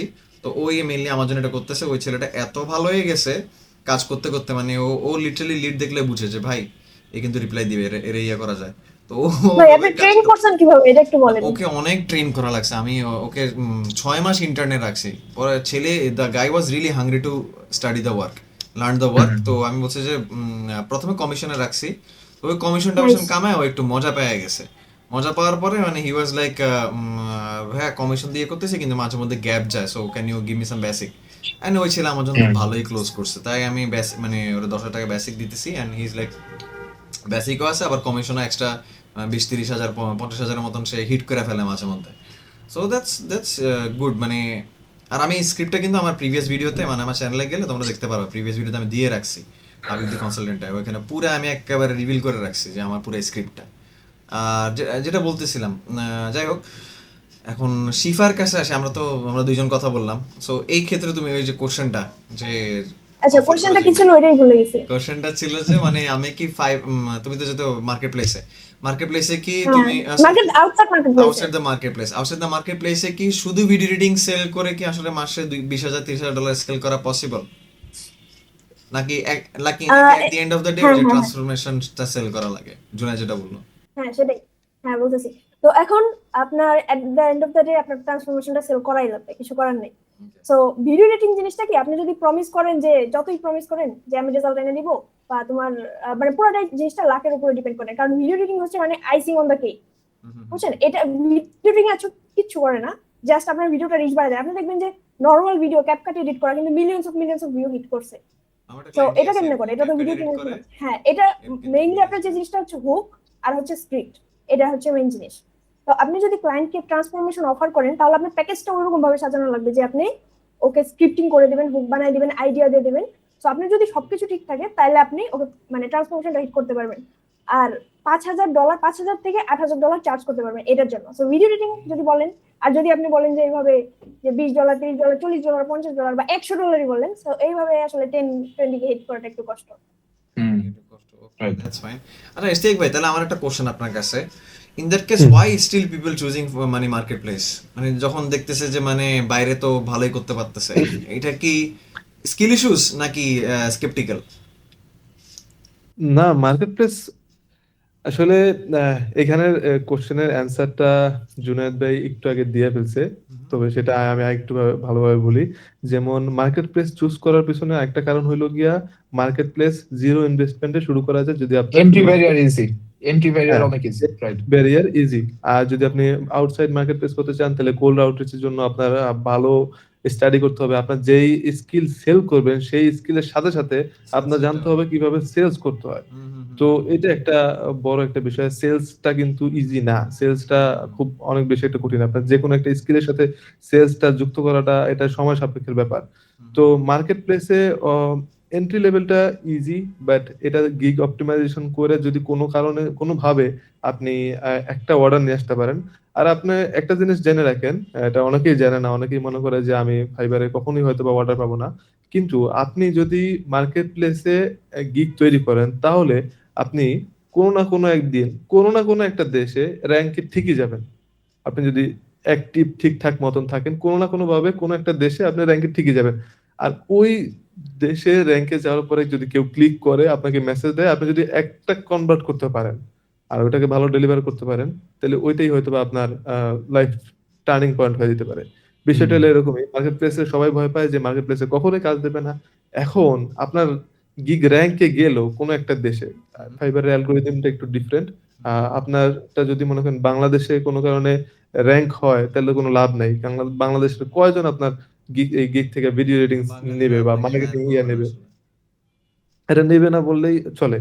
তো বিষয়টা এরকমই যে অন্য দেশে র্যাঙ্ক হইলে তখন মানে যে দেশে নেবে, মনে করেন ইউএসএ বা অস্ট্রেলিয়াতে র্যাঙ্ক হইলো, তো র্যাঙ্ক হইছে, কিন্তু সমস্যা কোথায়? সমস্যা আপনার গিগ ইমেজে। সমস্যা কোথায়? আপনার গিগ ভিডিও ভালো না, আপনার ডেসক্রিপশন ভালো না। এখন আপনাকে তো ফাইবার ঠিকই র্যাঙ্ক করাইছিল, ফাইবার তো ঠিকই র্যাঙ্ক করাইছিল। র্যাঙ্ক করানোর পরে আপনি আসলে আপনার গিগ ইমেজের কারণে বা গিগ ডেসক্রিপশনের কারণে আপনাকে মেসেজ আর দেয় নাই কেউ। তো বিষয়টা হলো এরকমই। তখন আপনাকে মেসেজ না দিলে, অর্ডার না দিলে, তখন জিনিসটা আরো ডাউন হয়ে যায়। তখন ফাইবার মনে করে আচ্ছা ঠিক আছে, একে আর আমি প্রমোট না করি, কারণ এর গিগ দেখা কেউ মেসেজই দেয় না, তো এর আমি কেন ই করব। তো এই সেম জিনিসটা যেমন ইনস্টাগ্রাম, ইউটিউব অ্যালগরিদমও কিন্তু এরকম ভাবে কাজ করে। প্রথম 200 জন, হ্যাঁ, প্রথম 200 জনকে পাঠায়, দেখে যে কিরকম রেসপন্স আসতেছে। 200 জন যদি ভালো রেসপন্স দেয়, তাহলে পরের 200 জনকে পাঠায়। আর যদি প্রথম 200 জনে দেখে যে ভালো রেসপন্স দিতেছে না, তো পরের 200 জনকে আর পাঠাই না। এই মানে মোটামুটি অ্যালগরিদমটা ইভেন প্রায় মেটা অ্যাডসও চলে। একই অ্যালগরিদমে চলে। মনে করেন প্রথমে 1,000 জনকে হয়তো আমার রাইট। পেজের ফলোয়ারদেরকে দেখাইতেছে, আমার পেজে যদি বট দিয়ে ওই যে 200 টাকা 1000 ফলোয়ার কিনে রাখি, তাহলে তো এগুলা রেসপন্স করবে না, তখন অ্যাডে কস্টটা বেড়ে যাইতেছে এবং কনভার্ট হইতেছে না, টাকায় টাকা যাইতেছে কিন্তু কনভার্ট হইতেছে না। তো এরকম আর কি। আর একটা জিনিস আমি মানে নোটিস করলাম মিস্টেক ভাইয়ের ডিসক্রিপশন, জুনায়েদ আর শিফার ডিসক্রিপশনে, প্ল্যাটফর্ম যেটাই হোক, if I am more into giving the quality service then এই বেটা থেকে কত টাকা কামাইতে পারতেছি, তাহলে আমি আলটিমেটলি রেফারেলও পাইতেছি, ওই এক্সিস্টিং ক্লায়েন্টটা হ্যাপি হইতেছে, ইয়াও পাইতেছে। আমি রিসেন্টলি একটা মানে আমি আগে শেয়ার করছি কিনা পডকাস্ট আমি জানি না, আমরা একটা হুজুরের ইনবাউন্ড পাইছি, একটা হুজুর, মানে আমার একটা ইনস্টাগ্রাম অ্যাকাউন্ট এত ভালো হয়ে গেছে আলহামদুলিল্লাহ, মানে হুজুররাও এখান থেকে আমার নক দেয়, কেন জানি দেশ বিদেশের মুফতি ম্যান সুলাইমান, ডাক্তার সুলাইমান, এদের ম্যানেজাররা আমাকে নক দেয়। আলহামদুলিল্লাহ, এটা মানে বাই ডিফল্ট হয়েছে, আমি তেমন একটা কাজও করি না ওই অ্যাকাউন্টে। ইউসুফ নামের একটা লিড আসছে, ওর রেফারেন্সে আমরা এখন আরো 5টা কি 6টা ক্লায়েন্ট পাইছি, আমাদের কাজ চলতেছে, গত ডিসেম্বর থেকে শুরু করছে ও, তো আরো 6 জনকে দিছে আমাদেরকে। তো আমরা ইউসুফরে মানে প্রিমিয়াম লেভেলের দিছি, প্রিমিয়াম লেভেলের কাজ দিছি। ওর বাজেট কম ছিল, কিন্তু আমরা উই ওয়ার লাইক, মানে আমি আর আমার partner Nahid, we were like let's do one thing, এতদিন তো আমরা মানি চেস করছি, লেটস ডু ওয়ান থিং, এখন থেকে আমরা টাকা যতই আসুক যেমনিই আসুক এটা তো ফোকাস না করে আমরা একটু কোয়ালিটি দেওয়ার চেষ্টা করি। তো ইউসুফ ওয়াজ দ্য ওয়ান যাকে আমরা ভালো কোয়ালিটি দিছি, এবং ও একটা থিম পেজ খুলতেছে, মানে ইসলামিক থিম পেজ গুলা খুলতেছে আর কি। তো ওর অনেক কন্টেন্ট লাগে, তো ও মানে এগুলা মানে পোস্ট করতেছে এক একটা মানে ব্ল্যাঙ্ক আইডিতে, মানে first relay 3000 views, 5000 views, 10,000 views করে পাইতেছে না, আমাদের এডিট গুলো এমন ভাবে হইতেছে। আমরাও সামহাও বুঝে গেছি যে কি ওয়ার্ক করে ইসলামিক নিশে, এখন আমরা এত ডেডিকেটেড হয়ে গেছি এটাতে, উই আর লাইক যদি আমাদের ইসলামিক ক্লায়েন্ট 20-30টা হয়েছে, আমরা আলাদা একটা হালাল এজেন্সি খুলে ফেলবো, সমস্যা নাই। So আমি দেখলাম যে না, ভালো কাজ করতেছেন, we are helping this guys. তো এই যে কোয়ালিটি দেওয়ার কারণে money is following by default. অনেকে প্রথমে ভুল করে যে ওই যে রাফেদ ভাই মানে সার্কাজম করে বলে ফাইবার আসছি কেন, রাফেদ ভাইরা দেখছি অনেক টাকা কামাইতেছে এই কারণে ফাইবার আসছি। তো এটা যদি উদ্দেশ্য হয়, আসলে ফাইবার না, তুমি ইনস্টাগ্রামে যাও, ইউটিউবে যাও, লুমে যাও, টুইটারে যাও, লিঙ্কডইনে যাও, কোনোটাতে তুমি আসলে সাস্টেন করতে পারবে না if you are not making them money, বা if you are not making them the promise that you gave in the closing calls, something like that. So আচ্ছা, রিগার্ডিং দ্য লাস্ট কোয়েশ্চেন, আমি আরেকটা জিনিস এখানে add করি, যে আপনি বললেন যে আমরা লাইক প্যাকেজে, আচ্ছা, video editing as a video editor নিজেকে প্রেজেন্ট করা বা ওইভাবে পজিশন করা, তো এই জিনিসটাতে একটা প্রবলেম কি, ক্লায়েন্ট আপনাকে ইভেন্চুয়ালি একটা কমোডিটি হিসেবে দেখতে শুরু করে। তো ও যখন ধরেন বিজনেসটা খারাপ যেতেছে, একটা বিজনেস খারাপ হলে কি আগে কি করে মানুষ, আগে কমোডিটিটা মানে কমায় দেয়, আগে যত এক্সপেন্স আছে সবকিছু কমাই দেওয়ার চেষ্টা করে আর গ্রোথের দিকে ফোকাস করে। সো ওদের যখন বিজনেসের ধরেন আপনি একটু ডাউন যেতেছে, তখন আপনাকে আগে এলিমিনেট করার চেষ্টা করবে, ইনস্টেড অফ দা, মানে আপনার যদি ওর কোনো সেলস পারসন থাকে, ওর আগে আমাকে আগে বের করে দিবে। সো এটার জন্য হচ্ছে কি যে আপনি যদি আগে অ্যাজ এ ভিডিও এডিটর নিজেকে না প্রেজেন্ট করেন, ওইভাবে পজিশন না করেন, অ্যাজ এ গ্রোথ পার্টনার বা জুনায়েদ যেটা বললো আর কি, অ্যাজ এ পার্টনার হিসেবে প্রেজেন্ট করেন, তাহলে জিনিসটা বেশি ভালো হয়। আচ্ছা, আমার একটা আছে, মানে এটা হোক এটা মার্কেট প্লেস, হোক এটা ইনস্টাগ্রাম, তিনজনের কাছে কোশ্চেন, তিনজন প্লিজ আলাদা আলাদা জিনিস বলবেন, যাতে মানে ভিউয়ার্সরা মানে খুব ভালো আইডিয়া নিতে পারে। এটা হচ্ছে আমার লাস্ট 2টা পডকাস্টে 2টা কি 3টা কমেন্ট আসছে, একজনই 2-3বার কমেন্ট করছে, ভাই আপনার জন্য এই অ্যান্সারটা। আচ্ছা, কোশ্চেনটা হচ্ছে how do we written clients, tips on retaining clients. এখন এটা ফাইবারও কাজ করতে পারে, আপনি যদি ফাইবারে আসলে ভালো সার্ভিস দেন অবভিয়াসলি সে আসবে, কিন্তু ভালো সার্ভিস বলতে আমরা কি ডিফাইন করি, what are the qualities of ভালো সার্ভিস, এটা জুনায়েদ এক্সপ্লেন করবে, শিফা এক্সপ্লেন করবে, ইস্তাক ভাই এক্সপ্লেন করবে, 3 of you must give different answers. Okay, starting from Ishtiaq ভাই। Interesting question. আচ্ছা, এটা আমাকে দিয়া, আসলে আমি মেইনলি যেহেতু মার্কেট প্লেস নিয়ে কাজ করি, বাইরেও কাজ করি, তবে মার্কেট প্লেসে আমার 80% মার্কেট প্লেসে আমার কাজ করা হয়। তো এখন একটা বিষয় হচ্ছে, যেই কোশ্চেনটা করলেন যে কিভাবে আমরা, মানে সোজা বাংলা ভাষায় কিভাবে আমরা ক্লায়েন্ট ধরে রাখবো, এটা আসলে একটু ফাইবারের জন্য একটু মানে আপনার বেশি রুলস এন্ড রেগুলেশন মানতে হয় ফাইবারে। যেমন ফাইবারে কোয়ালিটি, শুধুমাত্র কোয়ালিটি দিলেই হয় না, ফাইবারে কমিউনিকেশনটাও মানে মোটামুটি ভালোভাবে ঠিক রাখতে হয়। যেমন প্রত্যেকটা জিনিসের আপডেট দেওয়া, এবং কি মানে ওরে ওরে মানে একদম বেবি ফিট করতে হয়, হ্যাঁ, স্পুন ফিট করতে হয়, এরকম একটা বিষয় যে ও প্রত্যেকটা জিনিস ওকে বুঝাই দিতে হয়, বলে দিতে হয়। আর যেই ক্লায়েন্ট একবার বুঝা যায়, খুব মজা পাবেন ক্লায়েন্টের সাথে কাজ কইরা। তখন আপনার সাথে শুধুমাত্র জাস্ট একটা, যেমন আমার একটা ক্লায়েন্ট আছে শুধুমাত্র 30টা ভিডিও মাস শেষে অর্ডার দেয়, ওকে চলে যায়। আমি জাস্ট প্রত্যেকদিন বা 2 দিন পর পর জাস্ট শর্ট ভিডিওগুলো ডেলিভারি করে দিই। এটা হয়ে যায়। কিন্তু ১ম অবস্থায় এই জিনিসটা ওকে বুঝাইতে যে আসলে আমি পারফেক্ট ফিট তোমার প্রজেক্টের জন্য, তখন অলমোস্ট ফ্রি কাজও করে দেওয়া লাগতে পারে। মানে এমন না যে অর্ডার ছাড়া কাজ করে দেওয়া, তখন হয়তোবা আপনার খুব কম অল্প টাকায় কাজ বেশি ভালো দিতে হইতে পারে। যেমন তখন এরকম মনে করা যাবে না যে আচ্ছা এটা আমার সাপোজ $100 কাজ, তা আমি $200 মতো ভ্যালু ওরে কেন দেবো? এই জিনিসটা যখন মনে করবেন তখনই আপনি ওই ক্লায়েন্টকে হারায় ফেললেন। ওকে। প্রথম অবস্থায় এই ভ্যালুটা একটু বেশি দিতে হবে। আমার ক্ষেত্রে এই পর্যন্ত যতবার গেছে, ততবার মানে যত ক্লায়েন্টই আসছে সবার ক্ষেত্রে আমি হয়তোবা প্রাইস একটা ডিসকাস করছি যে এই প্রাইসে আমরা এগ্রি করছি। যদি প্রাইসটা সাধারণ যেই মানে ওই ভিডিওর জন্য আমি যেই প্রাইসটা চার্জ করি তার থেকে কম হয়ে থাকে, তো কখনো আমি ওই প্রাইসের দিকে আর তাকাই না যে আসলে প্রাইসটা কম দিছে এখন আমি এই ফিচার গুলো কমায় দিব, এরকম জিনিসটা দেই না। যতটুকু পসিবল ওই টাইমের মধ্যে বা যতটুকু আমার এখন কাজের ভিত্তিতে যতটুকু পসিবল আমি দিয়ে দিই বা একটু বেশি দেওয়ার চেষ্টা করি। এই সকল কারণে আমার এখন ফাইবারে কত 96% একটু দেখতে হবে। তো রিপিট ক্লায়েন্টের রেটটা অনেক বেশি আমার মাশাআল্লাহ। এই কারণে। আলহামদুলিল্লাহ। তো আচ্ছা আমি একটু দুইটা দেখে জিনিস। বলতেছি যে আসলে কত পার্সেন্টেজ থেকে। আমি দুইটা জিনিস আচ্ছা নোটিস করলাম। একটা হচ্ছে এডুকেটিং দ্য ক্লায়েন্ট, সেলসের ভাষা আমরা বলি এডুকেটিং দ্য ক্লায়েন্ট। এইটাকে আপনি যেটা বলছেন যে মানে ক্লায়েন্টকে বোঝানো যে why am I perfect, selling you self and also making him understand যে আমাদের মানে আউটসাইড দ্য মার্কেট একটা কাজ হয় কি মানে সে যেমন এক্সিকিউশনের ক্ষেত্রে এমন একটা জিনিস ফিজিবল না, বাট সে চাইতেছে এটা ওরে এই বাজেটের মধ্যে আমরা করে দিই। এখন কেন ফিজিবল না, it's not about the budget also, it's just 1 ঘন্টার মধ্যে এই টাইপের ভিডিও তোলা সম্ভব না, ওরে এটা বুঝাইতে হবে। তো ওরে এই জিনিসটা আমরা ওভাবে বুঝাই যে আমরা মানে মিটিং এনে বুঝাই যে দেখো এটা আসলে এভাবে স্টেপগুলো এভাবে হয়, তো তোমার আসলে এটা করতে অন্তত 3 দিন সময় লাগে, so you can not expect us to do this in 1 hour. তুমি যার কাছে যাও আসলে এটা পসিবল না। তো এভাবে সফট টোনে ওইভাবে যার যে মানে টোনালিটি বা ওইভাবে করে বোঝানো লাগে, এডুকেটিং দ্য ক্লায়েন্ট। আরেকটা স্টেপ বাই বলছে কি গিভিং সো মাচ ভ্যালু যে মানে ক্লায়েন্ট হুকড হয়ে যাবে like and he will like okay আবার আসে এই লোক হাম্বল, দিস গাই ইজ হাম্বল। আমরা একটা টার্ম ইউজ করি যে মানে এই এডিটরটা হাম্বল, ওর সাথে কাজ করে মজা আছে। মানে মাঝে মধ্যে হয় কি ডেডলাইন মিস করলেও এডিটর এমন ভাবে বলে ভাইয়া একটু এটা হইছে একটু আমি আমি দাঁড়ান আপনাকে ইয়ে করে দিতেছে, একটা ভিডিও আমি আপনাকে ফ্রি করে দিতেছি। এই যে এই ছেলেটা মানে এইভাবে ইয়ে করতেছে, মানে আমি যদি ফায়ার করার চিন্তা করি আমি কিন্তু ওর কথা মাথায় আসে না, আগে আগে আসে যে আচ্ছা ওই খারাপ ব্যবহার কে করছে এটা মাথায় আসে। তো ওদের ক্ষেত্রেও সেম, ক্লায়েন্টদের ক্ষেত্রেও সেম। আচ্ছা ভাইয়া যেটা বলছিলেন আপনার রিপিটিং ক্লায়েন্টের রেটটা বলতে গেছিলেন।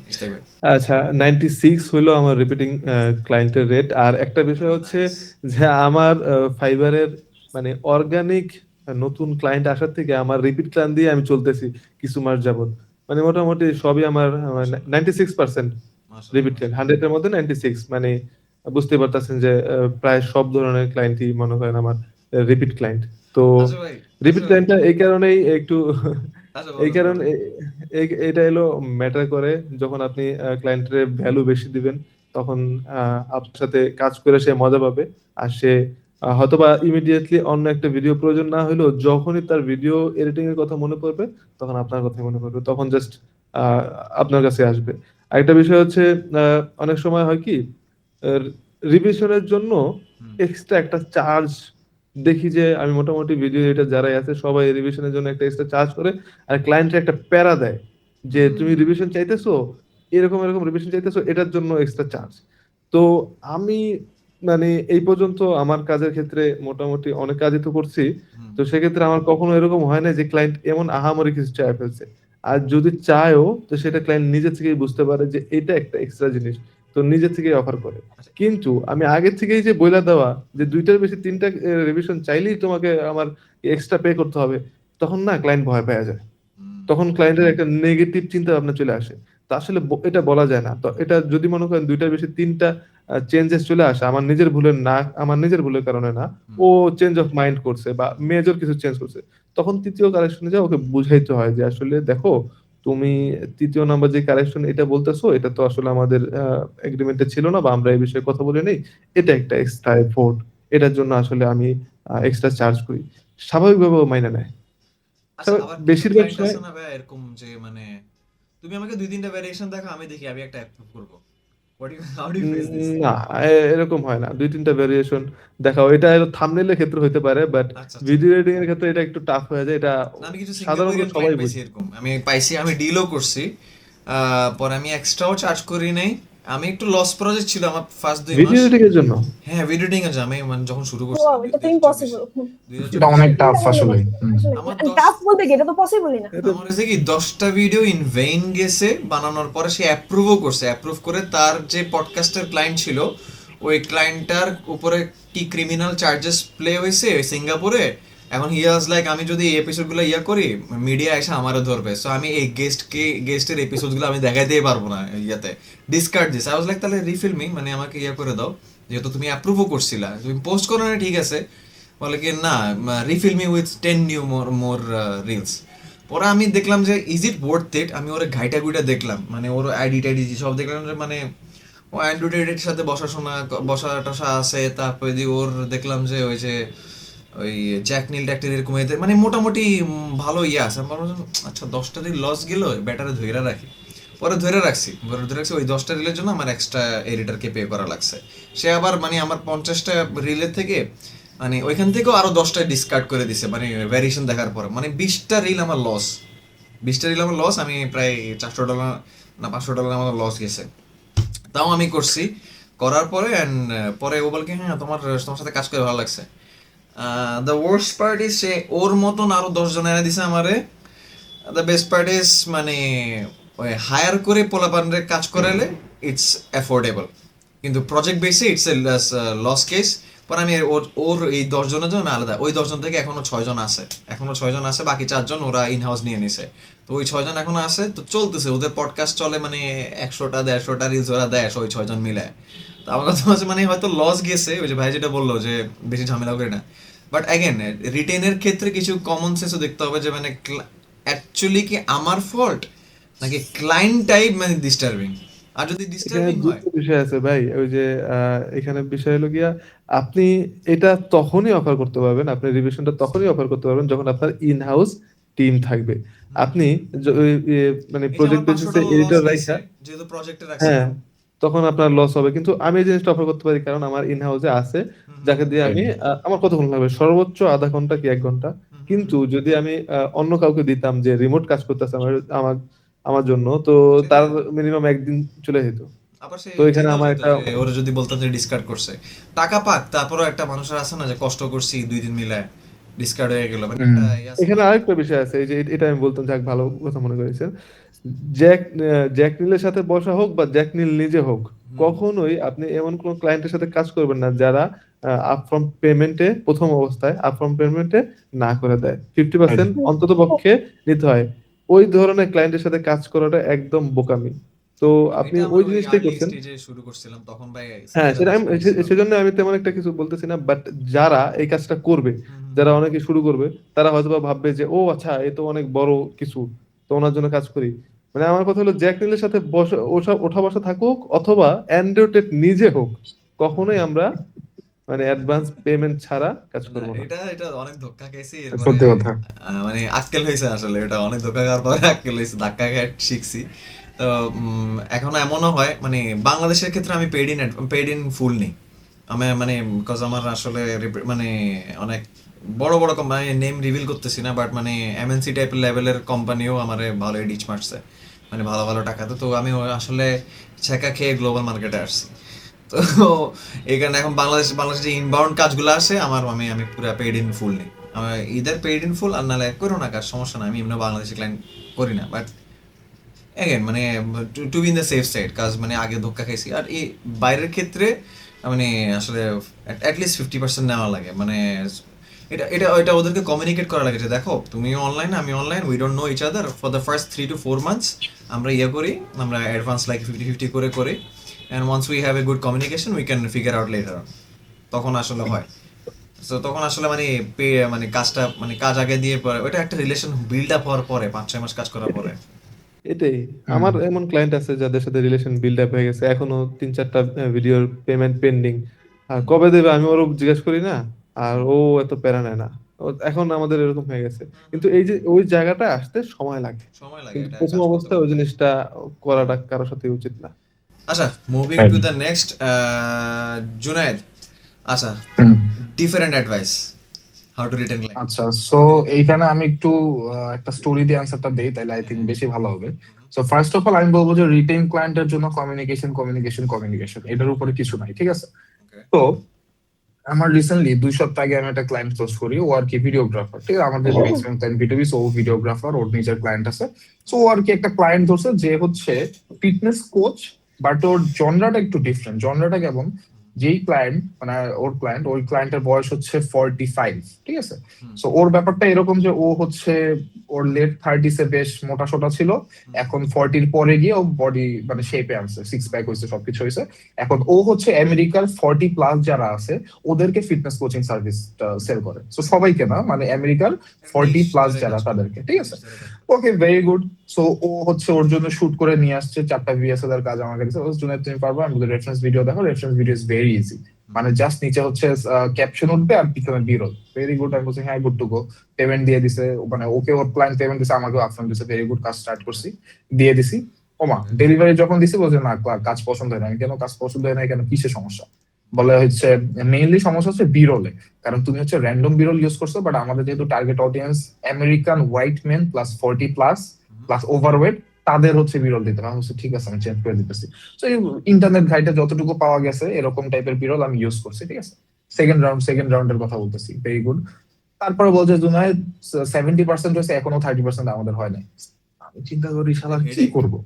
হ্যাঁ, এটা তো মানে এখন আমি যদি বলি যে আমি তোমাকে রিফান্ড দিয়ে দিতেছি, ওইটা আমার খেলতেছে না মাথায়। কারণ কি, আমি রিফান্ড দিলে যে আমার মানে আমার ক্লায়েন্ট, ও তো ভিডিও করে আনছে অলরেডি, তাই না? ওকে তো ওর ক্লায়েন্ট টাকা দিয়ে দিছে, আবার ও আবার আমাকে টাকা দিয়ে দিছে। তো এইখানে রিফান্ড জিনিসটা মানে একদম মাথা থেকে বের করে দিচ্ছে। এখন চিন্তা করতেছি যে কি করা যায়। পরে আমি ফ্রেমে কিন্তু আপনার যা যা রিভিশন দেয় এগুলো সব আপনি PDF আকারে এক্সপোর্ট করতে পারবেন কিন্তু। তো প্রথম 2টা ভার্সনে যখন ও আমাকে যত রিভিশন দিয়েছে, যে 20টা 40টা বা 50টা রিভিশন, আমি এগুলো PDF এক্সপোর্ট করছি। করার পর ChatGPT তে গিয়ে বলছি এই যে আমার ক্লায়েন্ট অ্যাভাটার এটা ICP, এটা ও হচ্ছে আমাকে এই রিভিশন দিচ্ছে, তুমি আমাকে একটু সাজেশন দাও যে কি টাইপ বিরল ইউজ করা যায়। তো ও বললো যে এরকম এরকম বিরল ইউজ করা যায়, যেটা আমি পুরো ইন্টারনেট খুঁজে পাই নাই। এন্ড এটা স্বাভাবিক, ঠিক আছে? যে 40 বছর উপর, আমেরিকান হইতে হবে, ফেস স্কিন হোয়াইট, এরপর প্লাস ওভারওয়েট, ঠিক আছে? এটা এটা ইম্পসিবল। পরে আমি চিন্তা করলাম যে কি করা যায়। পরে আমি ChatGPT কে বললাম যে তুমি আমার ICP অনুযায়ী তুমি হচ্ছে আমাকে প্রম্পট লিখে দাও 20টা 25টা। সো প্রম্পট লিখে দিছে। ওগুলা দিয়ে আমি VO3 তে গেছি, VO3 থেকে বিরল বানাইছি। বিরল বানায় ওই আমার যে ক্লায়েন্ট যখন বলতেছে যে বিফোর আফটার, মানে ও হচ্ছে ওর 30s-এ আপনার মোটা ছিল, ঠিক আছে? ওর ফেস ক্লোন করছি আমি হিক্সফিল্ড দিয়ে ওর বিফোরও বানাই ফেলাইছি। জোস। বিফোর বানায়, ঠিক আছে? ওর নিজের বিফোর আফটার আমি বানাইছি হিক্সফিল্ড দিয়ে, আর বিরল গুলো বানাইছি আমি VO3 দিয়ে। জুনায়েদ বিলে করে আমি রাখমই আমার এজেন্সিতে, দাঁড়া। ওরে আমি রাখবো, ঠিক আছে? পরে যখন দিছি ভাই, ও পারলে আমারে বলে যে আই এম উইথ ইউ, তুমি কত টাকা টিপস আমাকে বলো। আমি বলি আমি তো জানি না। বল যে তুমি আমাকে স্ট্রাইপে $200 একটা ইয়া পাঠাও, আমি তোমাকে টিপসের ব্যবস্থা করতেছি। তো গুড টু গো। এন্ড ও এখনো আমার সাথে আছে লাস্ট 2 মাস ধরে, ঠিক আছে? তো এইটাই মানে এখন এখন আমি যদি ওই সময় বলতাম যে তুমি আমাকে যা টাকা দিছো আমি তোমাকে রিফান্ড করে দিতেছি, তো ও হয়তো বা অন্য একটা এডিটরের কাছে যাওয়া লাগতো, এটা ওর জন্য আলাদা হ্যাসেল। আর সেকেন্ড হচ্ছে যে ওর যে ক্লায়েন্ট, ও বলতো যে আমি তো তোমাকে টাকা দিয়ে দিছি, যখন ভিডিও করতে আসছো তখনই টাকা দিছি, তো কি দরকার? সো মানে এইটা মানে আমার লাস্ট 2 বছরের মধ্যে আমি বলবো সবচেয়ে একটা কমপ্লিকেটেড প্রজেক্ট আমি নামাইছি লাস্ট সপ্তাহে। বাট ইটস ওর দিক। সো এই আর কি, কমিউনিকেশন উপর কিছু নেই আর কি। যদি প্যারাফ্রেজ করে, এটা হচ্ছে স্টেইং কাম ইন chaos, এক কথা। রাইট। অ্যাজ এ ম্যান বা অ্যাজ এ মানে person, we should be like, মানে যতই ঝামেলা হোক ঠান্ডা মাথায় আমি দেখতেছি, আই ফিগার ইট আউট। এরকম একটা অ্যাটিটিউড আর কি, মানে ক্লায়েন্ট। একটা একটা কথা ক্লায়েন্টদেরকে বললে ক্লায়েন্টরা অনেক মানে শান্তি ফিল করে, সেটা হলো ডোন্ট ওয়ারি। এই কথাটা এই কথাটা যদি আপনি ক্লায়েন্টরে যে কোনো কিছুর শেষে যখন দেখবেন যে ক্লায়েন্ট অনেক ফিডব্যাক দিয়ে দিয়েছে, ও চিন্তার মধ্যে আছে, তখন বলবেন ডোন্ট ওয়ারি, আইল টেক কেয়ার অফ ইট। এই কথাটা বলবেন, দেখবেন ইভেন আরো যদি ইয়া করা যায় যে বলা যায় যে don't worry, you got me in your bag, তোমার পিছে আমি আসি, চিন্তা করো না, আমি সামাল দিব। এটা যদি বলা যায় মানে ভেরি নাইস, ভেরি নাইস। তার মানে client is your girlfriend basically. Don't worry, I got it. না, বিষয় এটাই, ডোন্ট ওয়ারি, ডোন্ট মানে ওকে মানে আশ্বস্ত করা যে আসলে যাই হয়ে যাক না কেন আমি তোমার আমি সাথে আছি, আছি, আমি তোমার সাথে আছি। আমি এই জিনিসটা যেভাবে হয়ে যাক না কেন ঠিক করব। তো এই জিনিসটা আমার জন্য অনেক বেশি কাজে দেয়। মানে আল্লাহ আল্লাহ একটা আল্লাহ। ক্লায়েন্ট আছে, তো নিগ্রো, ও মানে খুব খুব প্যারা দেয়, খুব প্যারা দেয় আমারে। মানে মানে গুগল ড্রাইভে কোনো ভিডিও আপলোড দিলে গুগল ড্রাইভে প্লে হইতেছে না, আর সেটা আমারে জিজ্ঞেস করে যে গুগল ড্রাইভে প্লে হয় না কি লেখা। ফাইল যদি বড় থাকে তাহলে তো এমনিও প্লে হয় না। এটা হবে না, ভাই এটা এই ডাউনলোড করে এই দেখতে এই যে হবে। এক্সপ্লেন করা যে প্রসেসটা, এটা অনেক হিউজ। আমার এখন রিসেন্টলি একটা বলা ক্লায়েন্ট যায় না, এরকম হয়ে তারপরও গেছে। এই যে মানে ও বলতেছে আমি ড্রাইভে দিই, আমি বলছি দেখো ফ্রেমে দিলে হবে কি, যখন আমরা ফ্রেমে কাজ করবো আমি যখন দিব তুমি খুব ইজিলি আমাকে রিভিশন দিতে পারবা, তোমার এই যে এগুলো স্ক্রিনশট তুলে তুলে আমাকে হোয়াটসঅ্যাপে দেওয়া লাগবে না বা স্ল্যাকে দেওয়া লাগবে না, ইয়ে করতে পারবো। তো আমার প্রিভিয়াস কিছু ক্লায়েন্টের ওই যে রিভিশনের প্যাটার্নগুলো দেখাইছি স্ক্রিনশট তুলে তুলে, যে দেখো তুমি এভাবে আমাকে ধরে ধরে দিতে পারবা। পরে শি ওয়াজ লাইক ও এটা এত ভালো, আমি তো কখনো ইউজ করিনি, আচ্ছা দাঁড়ান আমি ইয়ে করি। পরে ওরা বলছে যে তুমি 2 টেরাবাইট ইয়া করতে পারবো, মানে 10 মিনিটে 2 টেরাবাইটের ফাইল আপলোড করে ফেলতে পারবা, আর রাইট, ড্রাইভে তোমার 2 দিন বসে থাকতে হবে। পরে ও তো ব্লগারদের তো জানো ফুটেজের অভাব নাই, রাইট, এত বিকজ থাকে ওদের। She was like okay fine, আমি তাহলে ফ্রেমে করতেছি। পরে এই যে বুঝায় টুঝায় মাত্র 15 মিনিট লাগছে, পরে বুঝে টুঝে ওরে ফ্রেমারে নিয়ে আসে, ফ্রেমার না ফ্রেমে নিয়ে ফ্রেম, আসছে। Frame, right. ফ্রেমার তো হচ্ছে ওয়েবসাইট আছে, প্রেমায়ও ফ্রেমায়োতে নিয়ে আসছে, and she is having fun. She was like মানে এখন থেকে আমি এভাবেই কাজ করবো সবার সাথে। এখন আমার বিষয়টা হলো একটু ডিফারেন্ট। তো ওরে যদি আমি বলতে চাই যে প্রেমায়ও বলতে কিছু আছে, তাহলে আমার জীবন শেষ হয়ে যাবে ওরে বুঝাইতে বুঝাইতে এটা কিভাবে সেট আপ করে, কিভাবে আপলোড করে। ও আর গুগল নিগ্রো ড্রাইভে একটু আছে, কমপ্লিকেটেড। হ্যাঁ গুগল গুগল ড্রাইভে আছে, আবার কি করে ভিডিও আপলোড দেওয়ার পর গুগল ড্রাইভে কমেন্টের অপশন আছে, ওইটার ভিতরে কমেন্ট করে বলে যে আই ডিড কমেন্ট, তুমি দেখো নাই?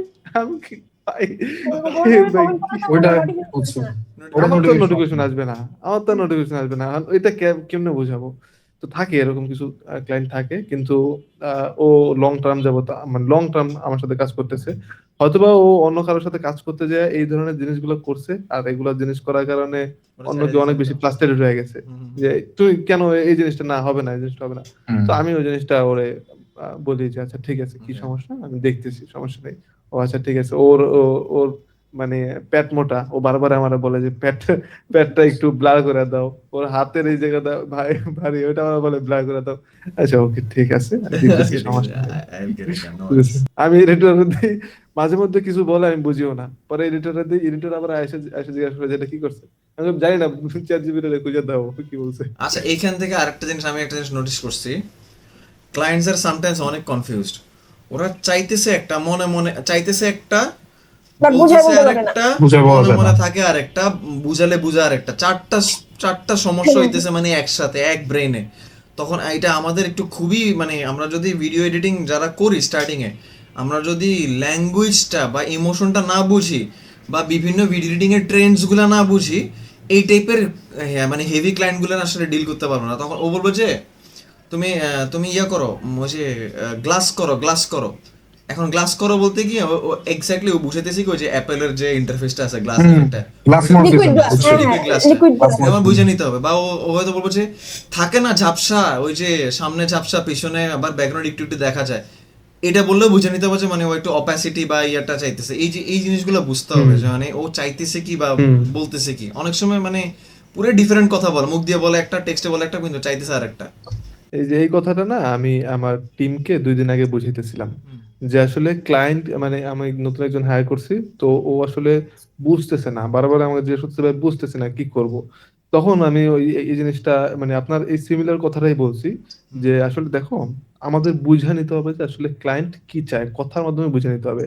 টেক্সট কয়েক প্রকার, text animation, dynamic text animation, text শুধু ক্যাপশনও হয়, আর শুধুমাত্র সাবটাইটেলও হয়। তো এই যে যখন বলবে টেক্সট, আমার ওর ভিডিও দেখে বুঝে নিতে হবে যে আসলে ও কোন টেক্সটের কথা বলছে। এক্স্যাক্টলি। এই জিনিসটা হলো গিয়ে আসল ক্রিয়েটিভ, আর এই জিনিসটা আমাদের এআই ও কখনো রিপ্লেস করতে পারবে না, এই জিনিসটা আমাদের নিজেদের বুঝে নিতে বুঝে নিতে হবে। হবে, হ্যাঁ। আর এটা হলো মেইন বিষয়, যে ক্লায়েন্টের বোঝা। এই ক্লায়েন্টটা আপনি কখন বুঝতে পারবেন? আপনার যখন মানে যথেষ্ট এক্সপেরিয়েন্স হবে, আপনি যথেষ্ট মানুষের সাথে কাজ করছেন, যথেষ্ট ভিডিও আপনি অলরেডি এডিট করছেন, এটা একটা বিষয়। আরেকটা বিষয় হলো আপনি ট্রেন্ডিং এর সাথে আছেন কিনা, আপনি ট্রেন্ড ফলো করতেছেন কিনা, ইনস্টাগ্রামে যেই ভিডিওগুলো আছে ওগুলো ফলো করতেছেন কিনা, বা টিউটোরিয়াল দেখতেছেন কিনা। এখন আপনি এজেন্সি ওনার হয়ে গেছেন, ভিডিও এডিটিং একটা এজেন্সি আছে আপনার, এখন আপনি ট্রেন্ড ফলো করা বাদ দিয়ে দিয়েছেন, আপনি টিউটোরিয়াল দেখা বাদ দিয়ে দিয়েছেন। টিউটোরিয়াল আপনার নিজের এডিট করতে হবে সেজন্য দেখার জন্য না, টিউটোরিয়াল আপনার দেখতে হবে যে আসলে ক্লায়েন্ট যখন যেটা বলবে সেই জিনিসটা যেন আমি ইজিলি বুঝতে পারি। গ্র্যাব করতে একই কথা ক্লায়েন্ট অনেক ভাবে বলে, ওই যে আপনি যেমন বলেন গ্লাস দাও, গ্লাস দাও। গ্লাস বলতে কি? Apple style animation. এখন ওরা কিন্তু অ্যাপেল স্টাইল অ্যানিমেশন এত সুন্দরভাবে আমাদের বলবে না। এই যে গ্লাস দাও যখন বলছে, তখন হয়তোবা এডিটর জানে না যে অ্যাপেল স্টাইল অ্যানিমেশন কিভাবে দিতে হয়। ও গ্লাস দাও লেখা তো আর ইউটিউবে সার্চ দিবে না, ওর জানতে হবে যে আসলে এইখানে সার্চ কি দিব, যেটা সার্চ Right. দিলে আমি এই টিউটোরিয়ালটা পাবো, আর এই টিউটোরিয়ালটা পাইলে আমি সেভাবে এডিট করতে পারবো। এই জিনিসটা একজন এডিটর হিসাবে জানতে হবে। আর যেহেতু আমরা একজন এজেন্সি ওনার, আমাদেরও যেগুলো জিনিস জানতে হবে, যখন আমাদের কাছে কোশ্চেন আসে যে ভাই এই জিনিসটা বলছে, এই জিনিসটা কি বলছে, তখন যেন আমরা এই জিনিসটা অ্যান্সার দিতে পারি, আমরাও যাতে ব্ল্যাঙ্ক না থাকি, আমরাও যাতে না বলি যে এটা তো আমার জব না, এটা তো তোমার জব, তুমি করো। এই জিনিসটা বলা যাবে না, ব্লেম গেম করা যাবে না, এটা বুঝে নিতে হবে। ব্লেম করা যাবে না। আচ্ছা ঠিক আছে, তুমি বুঝতে পারো নাই, এইটাই আমি 2 দিন আগে আমার টিমের সবাই একসাথে করে এই জিনিসটা বুঝাইতেছিলাম যে তোমাদের কনজিউম করতে হবে, আর এক্সপিরিয়েন্স তো আর একসাথে হবে না, এক্সপিরিয়েন্স ভিডিও করতে করতে তাকে হয়ে যাবে, সমস্যা নেই, বাট কনজিউম করতে হবে, আচ্ছা, টিউটোরিয়াল content থেকে দেখতে মনে হবে। পড়ছে, ইভেন যে এডিটর সেও যদি কনজিউম করে, তার আইডিয়েশন অনেক ভালো হয় এডিটিং এ, হুম, অনেক ভালো। Definitely, definitely. আমি বলি তো যে আমার একটা কথা আছে যে তুমি যা দেখবা তাই করবা, তুমি যদি গার্বেজ দেখো তুমি গার্বেজ প্রডিউস করবা, হ্যাঁ, বিষয়টা এরকম। এখন এখানে তুমি এখানে আমি এটা একদম আমি রিলেট করতে পারতেছি। আমি দুইটা জিনিস বলবো। এক হইতেছে আমার রিসেন্ট, আমি কিন্তু রেলার সাথে কাজ করছি গাইস, একটা বিশাল প্রমোশন আমার জন্য। রেলার এআই হচ্ছে নোশনের ডিরেক্ট কম্পিটিটর বলা যায়। আমি কয়েকদিন আগে স্টোরি দিছিলাম ওই রেলার যে লঞ্চ ভিডিও, ওইটার জন্য আমি কাজ করছি। তো ওইখানে আমার যে এডিটর, সে কোনোদিনও স্যাস প্রজেক্ট করে দেয়। ওরে দিয়ে আমি প্রথম প্রজেক্ট করাইছি, তাও রেলার মতো একটা কোম্পানির স্যাস প্রজেক্ট, ঠিক আছে। ও বলতেছে যে ভাই আমি তো কখনো করি নাই, কি করবো? বলছি ঠিক আছে, তুমি একটা কাজ করো, ইউটিউবে গিয়ে মোটামুটি সবচেয়ে বেশি ভিউ পাইছে স্যাস টিউটোরিয়াল, ওগুলোর কাছে যাও, ওগুলোর কাছে যাই, ওরা যেই যেই ফ্রেম শিখাইছে ওগুলোর স্ক্রিনশট নিয়ে একটা মাইরো বোর্ডে রাখো। আর তুমি যখন ওই ইনস্টাগ্রামে স্যাস এডিট লিখে বা পিন্টারেস্ট বলেন, বিহেন্স বলেন, যখন পাবা ভালো ভালো যে ফ্রেম গুলো থাকবে ওগুলো নিয়ে স্ক্রিনশট রাখো মাইরো বোর্ডে। তো দেখলাম ওই 100-150 বোর্ড বানাইছে, যে ওই যে ফ্রেমের যে এইটার অ্যানিমেশন এটা হলো, এটার অ্যানিমেশন এটা হলো। এবার হচ্ছে ভেরি গুড, ভেরি গুড। এখন তুমি হইতেছে ক্লায়েন্ট যে ডেসক্রিপশন দিছে বা যে ভয়েস ওভার দিছে, ওইটা চ্যাট জিপিটির হেল্প নিয়ে একটা বানায় দিছে, ক্লায়েন্টকে দিছি, ভেরি নাইস।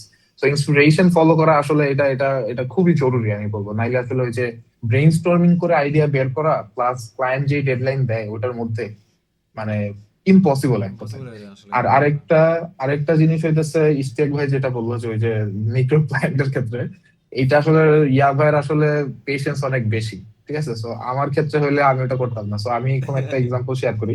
আমি ওই দিন বাবলসে হাবিব ভাইকে শেয়ার করছিলাম যে ভাই আমি হচ্ছে আয়ুষকে ক্লোজ করছি। আয়ুষ হচ্ছে ওই যে 70,000 ফলোয়ার্স, ঠিক আছে। তো ওর সাথে আমি যখন কাজ, হ্যাঁ ইন্ডিয়ান আমেরিকান, আমি তো খুব হ্যাপি যে এটা আমার একটা পোর্টফোলিও হবে যে আয়ুষের সাথে কাজ করতেছি। ইভেন ডেভিন জ্যাথর কয়েকদিন আগে একটা মাস্টারমাইন্ড ছিল, ওইখানে হচ্ছে আয়ুষ গেছিল প্রেজেন্টেশন দিতে, ঠিক আছে। আমি তো খুব খুশি। তো দেখলাম যে ওদের যেই সিস্টেম পুরোটা বুলশিট। আমি যদি আরেকটু ভেঙে বলি, ওরা হচ্ছে কাজ অ্যাসাইন করে নোশনে, কোনো সমস্যা নেই, ভেরি গুড। বাট ওরা কাজ ডেলিভারি করে হইতেছে ইয়েতে, ড্রপ বক্সে। তো ড্রপ বক্স আপনি যখন ডেলিভারি করবেন, ড্রপ বক্সে কিন্তু যে ফ্রেমের মতো কমেন্ট করা যায় যে এখানে এখানে চেঞ্জ করো, বাট ওটা কোনো নোটিফিকেশন আসবে না।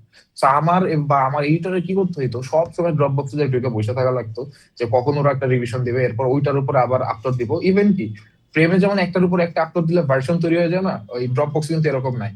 তো তোমার কি করতে হবে, জাস্ট ওই নতুন ভার্সনটা আপলোড করে প্রিভিয়াস ভার্সনটা ডিলিট করে দিতে হবে। তো এইটা এত পরিমাণ মানে একটা লেবার জব। ইভেন আমি আয়ুষকে বলছিলাম যে তোমাদের সিস্টেম তো এটা তো হ্যাসেল, তোমরা ফ্রেমে তো কেন মুভ করো না? ওরা বলতেছে তোমার দেখো আমরা অনেক বছর ধরে এখানে কাজ করে আসতেছি, প্লাস নোশন আর ড্রপ বক্স আমাদের সাথে পুরোটা ইন্টিগ্রেটেড, এই আর কি। ওর হচ্ছে 6টা না 8টা এডিটর, 8টা এডিটর মধ্যে 2টা এডিটর বাংলাদেশি। সো ও ওইখানে ছিল, ওই বাবু সৈদিন ছিল, আর সেকেন্ডটা ছিলাম আমি। আয়ুষ আয়ুষ আয়ুষ আচ্ছা আচ্ছা, I was like, So, ডেভিন জাতরও আয়ুষের অবস্থা সাথে খারাপ, আমি যতটুকু জানি ওর ইন্টারনাল অবস্থা খারাপ। না, ডেভিন জ্যাথরও বাজে অবস্থা। আমি ডিসকর্ডে কয়েকজনের সাথে কথা হয়েছে, যাই হোক, ওইটা বিষয় না। বাট আয়ুষের ক্ষেত্রে আমি বলবো যে এত বুলশিট। পরে আমি বলছি যে ভাই আমি তোমার সাথে কাজ করবো না, কারণ ওর এক জায়গায় আমার যেই পরিমাণ টাইম যাইতেছিল, এডিটররা নিজেরাই ফ্রাস্ট্রেটেড। ধরো যে একটা রিল, একদম সিম্পল রিল, এটা রিভিশন সহ উঠাইতে আমার 2 দিন 2.5 দিন চলে গেছে। যেখানে আমি যদি অন্য কাজ ধরতাম আরো ভালো মতো আউটপুট দিতে পারতাম। পরে আমি বলছি যে it's not for me, thank you for the opportunity, but I would love to leave. পরে ওই নিজেও অবাক, মানে ব্রো ইউ নো যে কাকে বলতেছে, এই যাই বলছে যে ইটস ওকে, বাট আমার সাথে এই সিস্টেমটা যায় না। পরে মানে ক্লায়েন্ট ফায়ার করে দিছি আমি। সো গাইস, একটা ভাবের মোমেন্ট, ফ্লেক্স মোমেন্ট, যে আই ফায়ার ক্লায়েন্টস। এই আর কি, আচ্ছা, এটাই আর কি। we have different suggestion from both of you guys. শিফা থেকে শুনতে চাই যে ক্লায়েন্ট রিটার্ন করার মানে আর নতুন কি ওয়ে আছে। এরপরের ফলো আপ কোশ্চেনটা হবে when we know like what are the criteria to know যে না this is not a good fit for me, I should leave this client, কারণ এটা আয়ের থেকে ব্যয় করতেছে বেশি। এটা পরে আসতেছে, বাট শিফা থেকে এটা শুনি যে মানে what are the other requirements for বা suggestion for retaining a client. Okay, so Jonas যেটা বললো ওইটা আমি অ্যাড করব। আরেকটা জিনিস হচ্ছে রিলেশনশিপ। তো আপনার ক্লায়েন্টের সাথে ভালো একটা রিলেশনশিপ বিল্ড করা লাগবে। আর কমিউনিকেশনের ব্যাপারটা যদি বলি, তো আপনার ইংলিশ যে ভালো পারা লাগবে, বা ওরা কিন্তু গ্রামার চেক করে না। হ্যাঁ, বিদেশিরা কিন্তু গ্রামার চেক করে না। বাংলাদেশে এই জিনিসটা অনেক আছে যে গ্রামার যদি ভুল হয় ও পচানো শুরু করে। আসলে এরকম কোনো কিছু নেই। Right right. তো আমরা মানে যে জিনিসটা সবসময় ফোকাস করি যাতে ক্লায়েন্টের সাথে একটা ক্লিয়ার ট্রান্সপারেন্ট কমিউনিকেশন থাকে। তো এটা এক নাম্বার। আর দ্বিতীয়ত মানে একটা রিলেশনশিপ বিল্ডিং, ওটা থাকতে লাগবে, মানে থাকা লাগবে।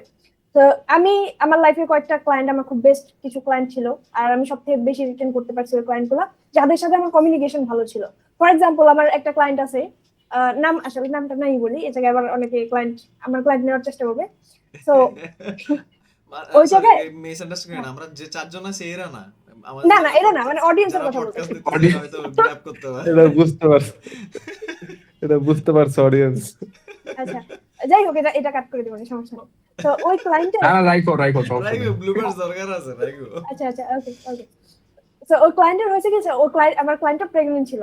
তো আমরা মানে ডেইলি চেক ইনস করতাম যে হ্যাঁ তোমার কি অবস্থা, তোমার বেবি কবে আসতেছে, এইসব জিনিস। তো এটা না জাস্ট ওর বয়ফ্রেন্ড রিলেটেড অনেক কথাবার্তা বলতাম যে হ্যাঁ ওর লাইফে কি কেমনে কি হয়েছে। তো চেক রিপাবলিক থেকে, হ্যাঁ ও চেক রিপাবলিক থেকে কিভাবে কানাডা আসছে, ওর লাইফ কেমনে বিল্ড করছে, এই জায়গায় মানে এত বড় লোক হয়ে গেছে, এই বিজনেসটা কেমনে কি করছে।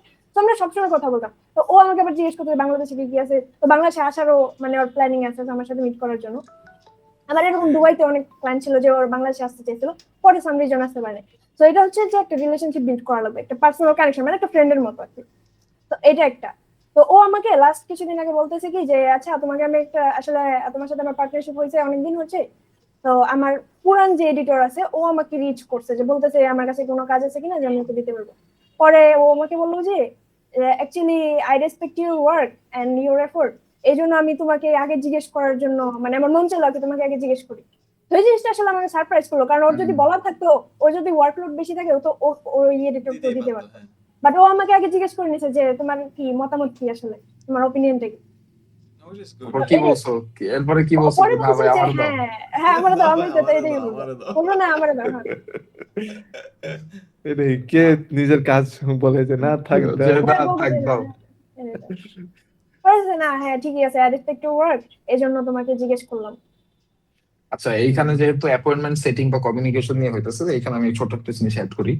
সো দেখা যায় যে আমি মোটামুটি আমি বলবো যে আমার সাইড থেকে সেলস আলহামদুলিল্লাহ আমি খুব ভালো। আমি মানে আমার এখন আর কি আমার মানে মিটিং এ এসে ক্লোজ হয় না এরকম রেশিও খুব কম, ঠিক আছে?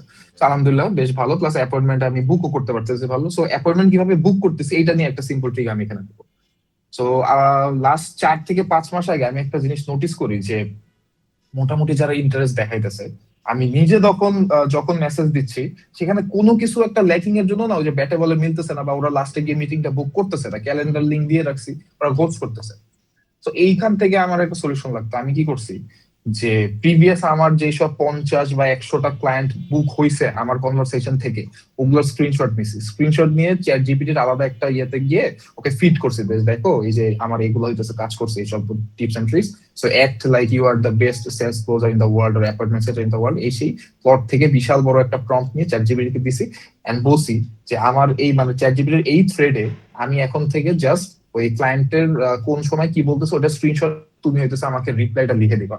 তো এখন আসলে যে কোনো সিচুয়েশনে আমি কি করি, যেই সিচুয়েশনটা আছে ওই স্ক্রিনশট দেই, দিয়ে বলে এখন আমার কি করা লাগবে। মানে চ্যাট জিপিটি এত ভালো ভাই, লাস্ট আমার মনে হয় 6 থেকে 7টা কল বুক হয়েছে যে চ্যাট জিপিটি থেকে ডাইরেক্ট আমি কপি পেস্ট করি যে এটা তুমি বলো, এটা তুমি বলো, যে কখন ও বলেই দেয় যে না এখনো গুড টাইম না, যে ডাইরেক্ট ক্যালেন্ডার লিংক দাও, আগে ওকে আরেকটু ইয়ে করো, আরেকটু এডুকেট করো যে ও আসলে কি চায়, বা ও যদি আগে কোনো ভিডিও থেকে কাজ করে থাকে কি প্রবলেম হয়েছিল যে এখন ওরা নাই ওর সাথে।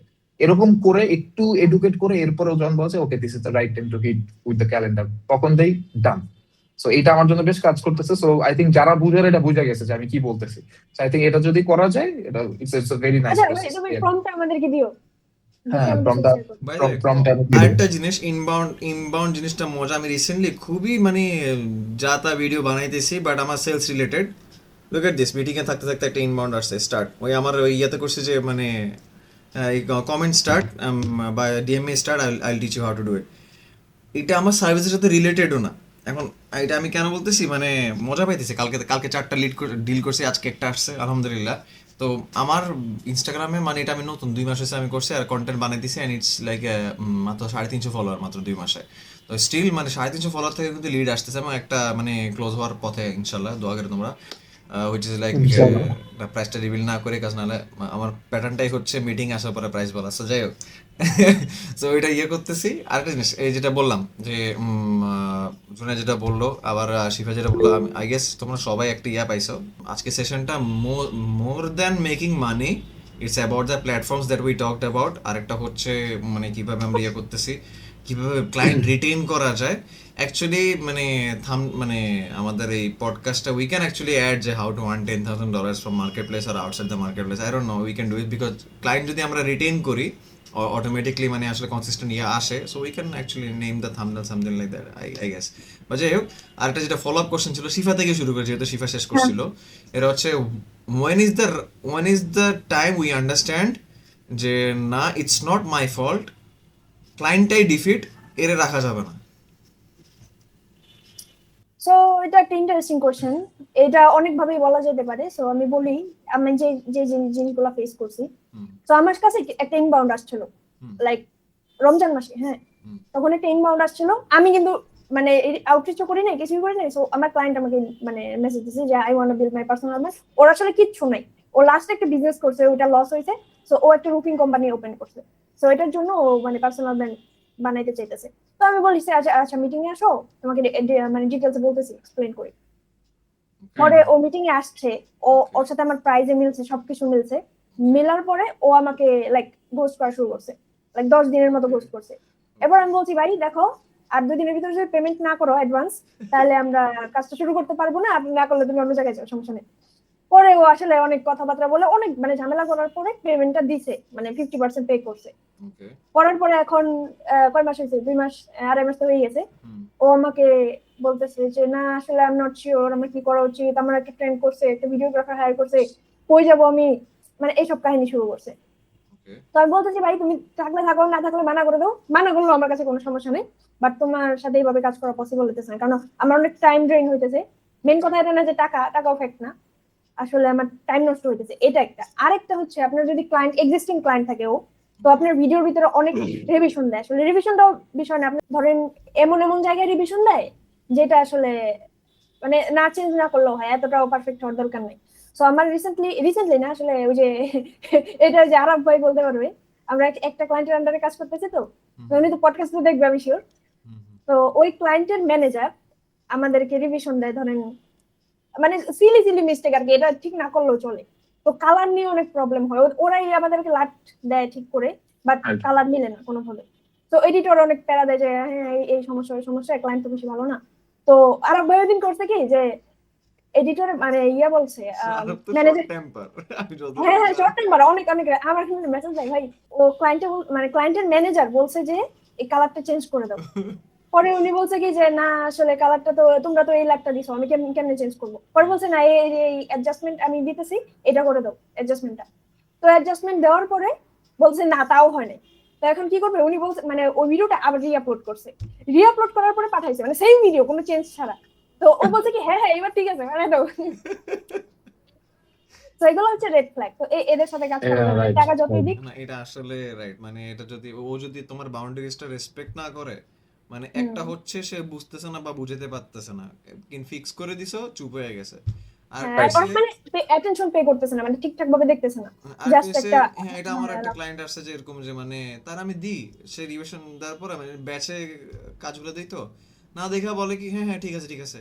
এরপর সে যখন আপলোড করতে বসে ওই দিন হয়তো সে আবার এগুলো দেখে, হঠাৎ হ্যাঁ তখন করে আমরা ফাইলগুলো ডিলিট করে ফেলছি অলরেডি। ফাইলগুলো ডিলিট করেছে, ও বলে কি আচ্ছা আচ্ছা আমার না এরকম এরকম ডিভিশন আছে, এটা আছে।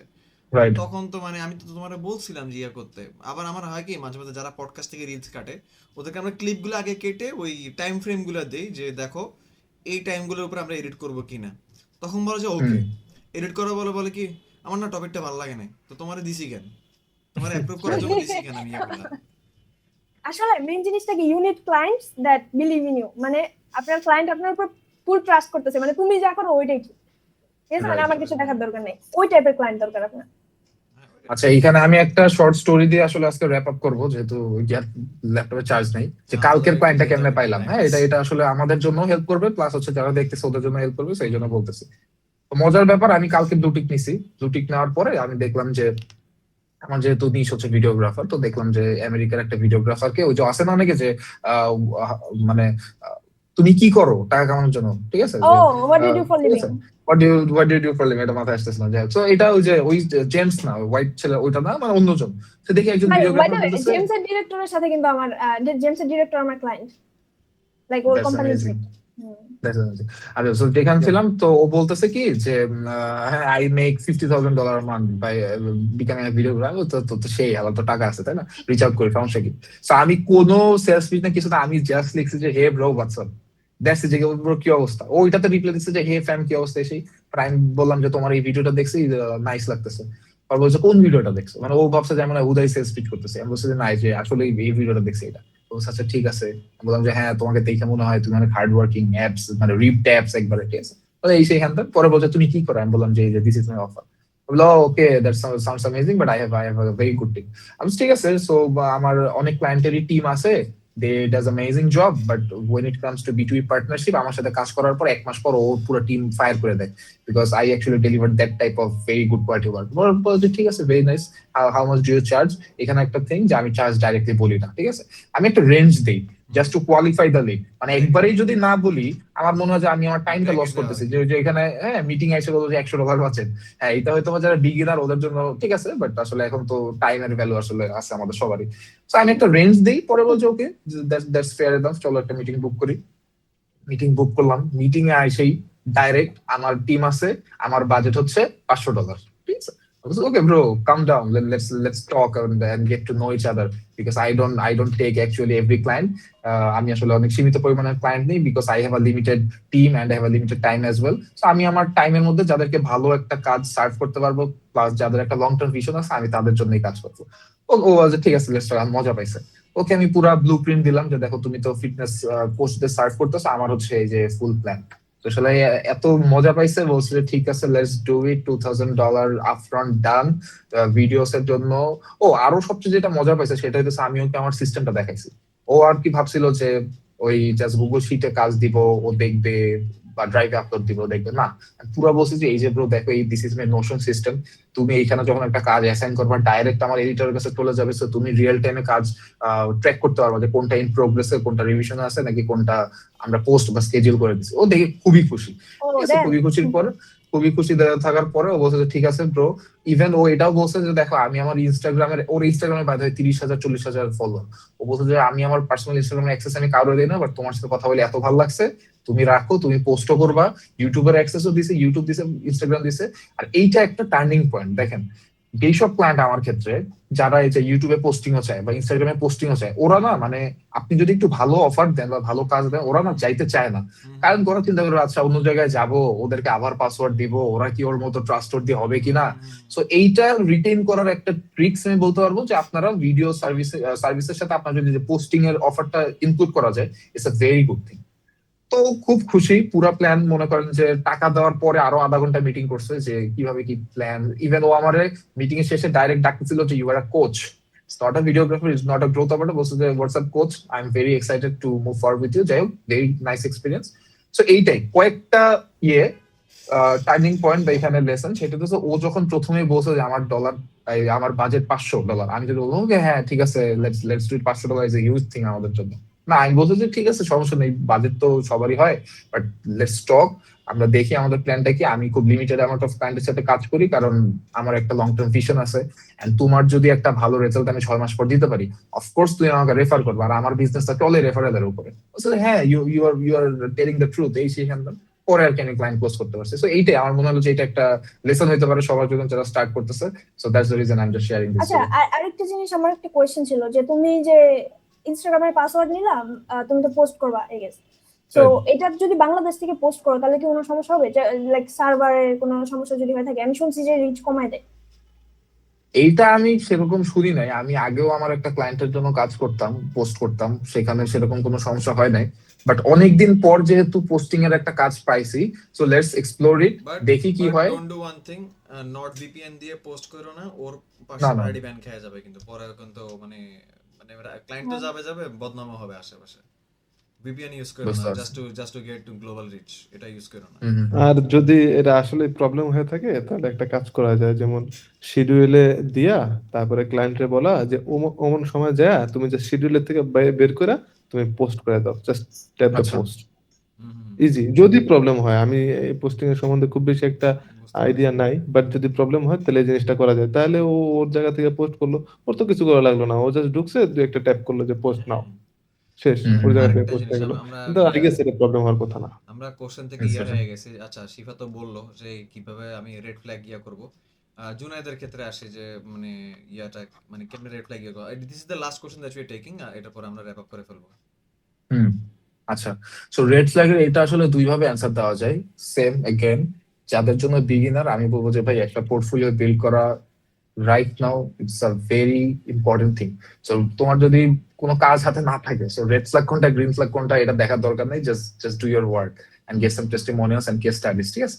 বাট যখন একটা সার্টেন টাইম আসবে, যেমন আমাদের এখানে সবারই টাইম লিমিটেড, ঠিক আছে? যেমন আমি বললাম যে আয়ুষকে ফায়ার করছি কেন, কারণ আমি দেখতেছিলাম যে আয়ুষের পিছনে আমার যেই পরিমাণ টাইম ইনভেস্টমেন্ট দেওয়া লাগতেছে, সেম টাইমে আমি আরো 2টা ক্লায়েন্টের কাজ নিতে পারতাম, এক্স্যাক্টলি। ঠিক আছে? সো আমার টাইমটা এখানে ক্যাপ্ট হয়ে যাইতেছে। আর এমন না যে ও আমাকে অনেক আহামরি পে করতেছে, মোটামুটি যেই বাজেট অন্য ক্লায়েন্টের থেকে নিতে ওর থেকে একটু কম পে করতেছে ওইটা। তো এইটাই দেখতে হবে কয়েকটা জিনিস, যে এক, তুমি যেই ক্লায়েন্টের সাথে কাজ করতেছো ওদের সিস্টেম ওইটা কি আদৌ মানে স্কেল করা যায় বা তোমার সাথে কমফোর্টেবল কিনা। সেকেন্ড, ও হচ্ছে আচ্ছা কেন, আচ্ছা সরি, সো ও বলতেছে যে আম, তোমার ডেডলাইন আবার অনেক স্ট্রিক্ট, ওরা আবার খুব স্ট্রিক্ট ডেডলাইন দেয়। ফর এক্সাম্পল মনে করেন যে 3টা রিলস এর জন্য একদিন, ঠিক আছে? ব্যাপারটা এরকম। সো এটা it's a very very strict thing. আর সেকেন্ড হইতেছে যে ওদের কোম্পানির কালচার যদি বোঝা যায়, এটা ইটস টাফ, বাট কোম্পানির কালচারকে আমরা বুঝলাম যে আমার তো হোয়াটসঅ্যাপে যে পুরো টিমের সাথে আমি যুক্ত ছিলাম, যদি ওদের কোম্পানি কালচার বেশ ভালো, বাট অনেক সময় দেখা যায় যে ওইখানেও ঝামেলা থাকে, ঠিক আছে? তো এই তো এই 2-3টা জিনিস যদি করা যায় তাহলে তাহলে আমি বলবো it's good to go. So আর এটা হচ্ছে মানে ক্লায়েন্টের মানে রিয়েলিটির সাথে এক্সপেকটেশন মিলতেছে না। রাইট যে যে ভিডিও বানাতে 3 ঘন্টা 3 দিন লাগবে, ওটা 3 ঘন্টা চাইতেছে। রাইট রাইট এরকম হয় অনেক সময়, মানে আনএডুকেটেড হয়। এটা এক্সপেকটেশন, হ্যাঁ। এডুকেট কইরাও আসলে মানে রিয়েল লাইফে রেজাল্ট দেওয়া যায় না। সো তখন মানে ছেড়ে দেওয়া এটাই বেটার, নাহলে বার্ন আউট হয়ে যায়। আচ্ছা, এবার ইস্তেক ভাই, আপনাদের ইয়াটা কি, মানে আপনার ক্ষেত্রে রেড ফ্ল্যাগ কারা? আসলে আহ, বেশিরভাগ অ্যান্সার জুনায়েদ আর শিফা অলরেডি দিয়ে ফেলছে, বাট বিষয় বেসিক ফান্ডামেন্টাল বিষয়গুলো এগুলাই। তারপরেও অনেক সময় হয় ক্লায়েন্ট যখন আপনাকে রিচ করে বা আপনি ক্লায়েন্টকে রিচ করেন, তখন যখন দেখবেন যে প্রথমে আপনাকে লোবল করার চেষ্টা করতেছে বা আপনার মানে আপনার যে প্রাইসিং যখন বলবেন তখন যখন আপনাকে খুব মানে টানাটানি করতেছে, ডাউন করতেছে অনেক বেশি, আপনার এফোর্টটাকে মানে আপনার যেই ভ্যালু সেটা রেসপেক্ট করতেছে প্রপারলি না। দিতে দিতে চাইতেছে না, বা আপনাকে মানে ওরকম ট্রাস্ট করতেছে না। তো এদের করা যায় যে যতটা ভালো স্পিচ বা টেক্সট দিয়ে ওকে বোঝানো, যে আসলে তুমি অথবা কলে নিয়ে আইসা বোঝানোর চেষ্টা করা, যদি না বোঝে তাহলে ওই ক্লায়েন্টের সাথে জোর কইরা নিজের লো বল কইরা কাজ করাটা উচিত না। কারণ এর পরবর্তীতে ওরা আসলে মানে নেগেটিভ ফিডব্যাক হয়ে যায়। যদি মার্কেট প্লেসে হয় তাহলে তো এটা খুব সাবধানে থাকতে হবে, কিন্তু মার্কেট প্লেসের বাইরেও যদি হয় আমি মনে করি যে এই ধরনের ক্লায়েন্টের সাথে কাজ করা উচিত না। আর আহ, যেরকমটা বললো যে আসলে কিছু ক্লায়েন্ট আছে হুতেই রিভিশন চায়, হুম। মানে ওরা মানে কোনো কারণ ছাড়াই রিভিশন চায় থাকবে। ওই যে ওদের একটা মনে স্যাটিসফ্যাকশন যে প্রথম ভিডিও ভালো হয়ে গেল কেন, আমি ওরা 2টা রিভিশন দেবো। ওই যে শিফা যেমন বললো যে একই ভিডিও দিয়ে দিছে কিন্তু অ্যাকসেপ্ট করে দিছে, ওই ক্লায়েন্টের মনের ভিতরে যে রাইট আমি একটা একটা মানে দিয়ে একটা মানে প্রথমে দিয়ে দেবে, কেন আমার জন্য কিছুই করলো না, আমি কি মানে টাকা টাকা দিতেছি। তো এই ধরনের ক্লায়েন্টরা আসলে কাজ না করা উচিত। তো আমার সাথে দুইটা এক্সপিরিয়েন্স হয়েছিল। যে আমি এই কোশ্চেনটা একটু কোশ্চেনের থেকে একটু বাইরে যে একটা অ্যান্সার দিই, এই জিনিসটা বিগিনারদের অনেক বেশি হেল্প করবে যারা মার্কেট প্লেসে কাজ করতেছে, আর যারা এজেন্সি ওনার আছে তাদেরও অনেক হেল্প করতে পারে। সেটা হলো গিয়া, আমি রিমোট একটা কাজ আমি একজনের দিছিলাম। তো দেওয়ার পরে ওই কাজটা যেভাবে রেফারেন্স দিছিল আমি ওইভাবেই আহ, আহ, যে রিমোট এডিটর আছিল ওকে আমি ব্রিফ ভালোভাবে বুঝিয়ে দিছি। তো বুঝিয়ে দেওয়ার পরে ও বুঝতে পারছে, করছে। বাট আমি ক্লায়েন্টকে দেওয়ার পরে ক্লায়েন্ট কোনোভাবেই ওই জিনিসটা মেনে নিতে পারতেছে না, অনেক বেশি অ্যাডভান্স এডিট দিয়ে দিছে, কিন্তু আসলে ক্লায়েন্ট মেনে নিতে পারতেছে না। এত ভালো এডিট লাগবে না, ওর লাগবে সিম্পল জিনিস, ও লাগবে সিম্পল জিনিস। ও একদম পুরো ক্লায়েন্ট মানে ক্লায়েন্ট এমন একটা অবস্থা যে আমার অর্ডার ক্যান্সেল করে দেবে। আর একটু ভুল হইলেই, একটা চান্স দিছে, আর একটু ভুল হইলেই আমার অর্ডার ক্যান্সেল করে দেবে। তো আমি তখন ওই ইয়া নিজেই মনে করেন এডিট করা শুরু করলাম। ও যেভাবে যেভাবে বলছে আমি দেখলাম যে এত মোশন গ্রাফিক্স দিছে, এত সুন্দর সুন্দর জিনিস দিছে, ওগুলো আসলে কিছুই লাগবে না। ওগুলোর জন্য আর অলরেডি রাগ হয়ে গেছে। তো আমি জাস্ট সিম্পল ক্যাপশন বা দুই একটা টেক্সট অ্যানিমেশন দিয়ে দিলাম, ওটার জন্য অনেক বেশি খুশি। কিন্তু ও যে পে করছিল, সে পেও করছিল মনে করেন অনেক বেশি মানে মানে হাই লেভেলের কাজের জন্য। তো এই একটা বিষয় যে ক্লায়েন্টের বুঝতে হবে। আবার সেম আরেকটা বিষয় উল্টা ঘটনা ঘটছিল, যে ক্লায়েন্ট যেরকমটা চাইছে ওরকমই দিছি, কিন্তু ক্লায়েন্ট কোনোভাবেই মাইনে নিতে পারতেছে না। আমার রিসেন্টলি এটা হয়েছে, আমি পরে ক্লায়েন্ট মানে ছেড়ে দিছি। ও যেভাবে রিভিশন চাইছে ওভাবে দিছে, কিন্তু আসলে মাইনে নিতে পারতেছে না। তো এখানে আরেকটা বিষয় হয়েছে যে এটাও ফাইবার মার্কেট প্লেসের সম্বন্ধে যেহেতু কথা বলতেছি, এই দুইটা ইম্পর্টেন্ট কথা বলে রাখি। সেটা হলো, যখন এরকম হয়েছে তখন আসলে কিছু করার নাই। যখন কোনোভাবে ম্যাচ করতে পারতাছি না ওর এক্সপেকটেশনের সাথে, তখন আসলে অর্ডার ক্যান্সেল করা ছাড়া উপায় নেই। তো এই সময়টা সবচেয়ে বেটার ওয়ে হইলো গিয়া অর্ডার ডাইরেক্ট ক্যান্সেল না করে পার্শিয়াল রিফান্ড করা মার্কেট প্লেসে। রাইট। পার্শিয়াল রিফান্ড করলে হয় কি, তখন অর্ডারটাও কমপ্লিট হয়, অর্ডারটা ক্যান্সেল হিসাবে ধরা হয় না, অর্ডারটা কমপ্লিট হয়। আর এবং কি তখন ক্লায়েন্ট যদি এই কথার সাথে ঠিকঠাক মতন মিলিয়ে বুঝাইতে পারেন যে আসলে পার্শিয়াল, আমার তো এটার জন্য এফোর্ট ছিল, তো এটার জন্য পার্শিয়াল পেমেন্টের মাধ্যমে আমরা এটা ক্লোজ করলে মানে ভালো হয়। তো এইভাবে মনে করেন আমার ক্লায়েন্ট নিজেই অফার করছিল যে পার্শিয়াল পেমেন্টের। ও মনে করেন আমারে আচ্ছা ভাই, আমি বলছে একটু যে করি, একটা ক্লায়েন্ট কল আছে, হ্যাঁ একটু করতেছি, হ্যাঁ, লিভ নিচ্ছি আমি। আল্লাহ আচ্ছা, হাফেজ। ওকে। ওকে, বাই বাই। আচ্ছা। তো ক্লায়েন্ট মনে করেন আমাকে আহ, মনে করেন $70 বলছিল, যে এরকম যে তুমি $70 ফেরত ফেরত নিয়ে নাও। তো আমি বলছি না, 50% আর একটু কম হয়, $60 মনে করেন হয়। তো আমি বলছি যে আমার কম দাও, আমি 50% বেশি মানে রিফান্ড নেই না।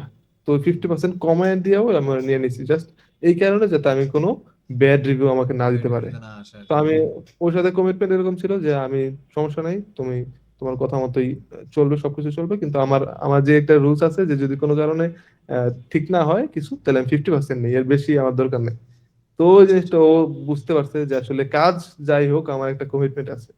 তো হয়তো বা ও আমার সাথে কাজ দেবে না, কিন্তু একটা ব্যাড রিভিউ দেওয়া যায় না, এক্স্যাক্টলি, এক্স্যাক্টলি। একটা বিষয়। মানে তো আমি সলিড তিনটা জিনিস একসাথে বললাম, এটা হলো কোন ধরনের কাজ করা যাবে না, আর এই এই ধরনের ঝামেলা হইলে আসলে কি করা উচিত।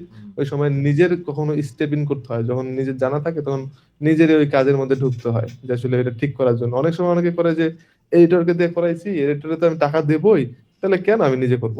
এই জিনিসটা আসলে করা যায় না, এটা করা উচিত না।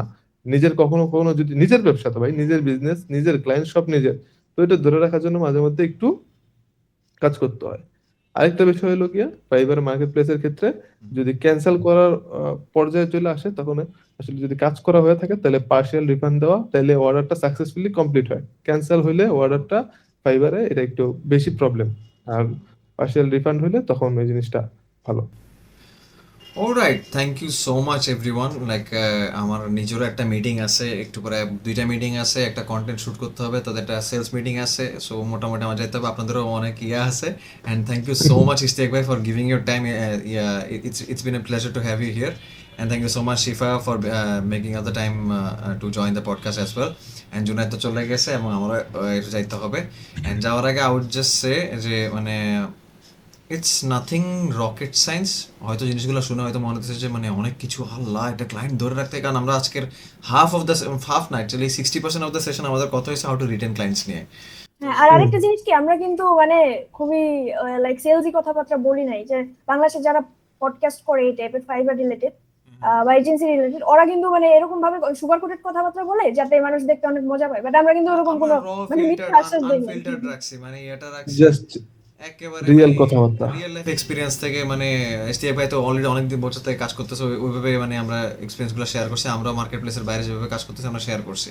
So again it's not a rocket science, but ওই যে বললাম না, ওই যে একটা টাইম আমরা বলছিলাম যে প্রেশারে চুপচাপ থেকে কাম থেকে এক্সিকিউট করতে হবে। You feeling low, you feeling good, you feeling excited, টাকা ঢুকছে তাই ক্লায়েন্ট হান্ট করা বন্ধ করে দিব, বা বা টাকা ঢুকে না তাই এজেন্সি বন্ধ করে দিব। আমি 4বার ব্যাংকরাপসি হয়েছি, স্টিল আমার এজেন্সি চলতেছে, 4বার হয়েছে মানে 2020 থেকে।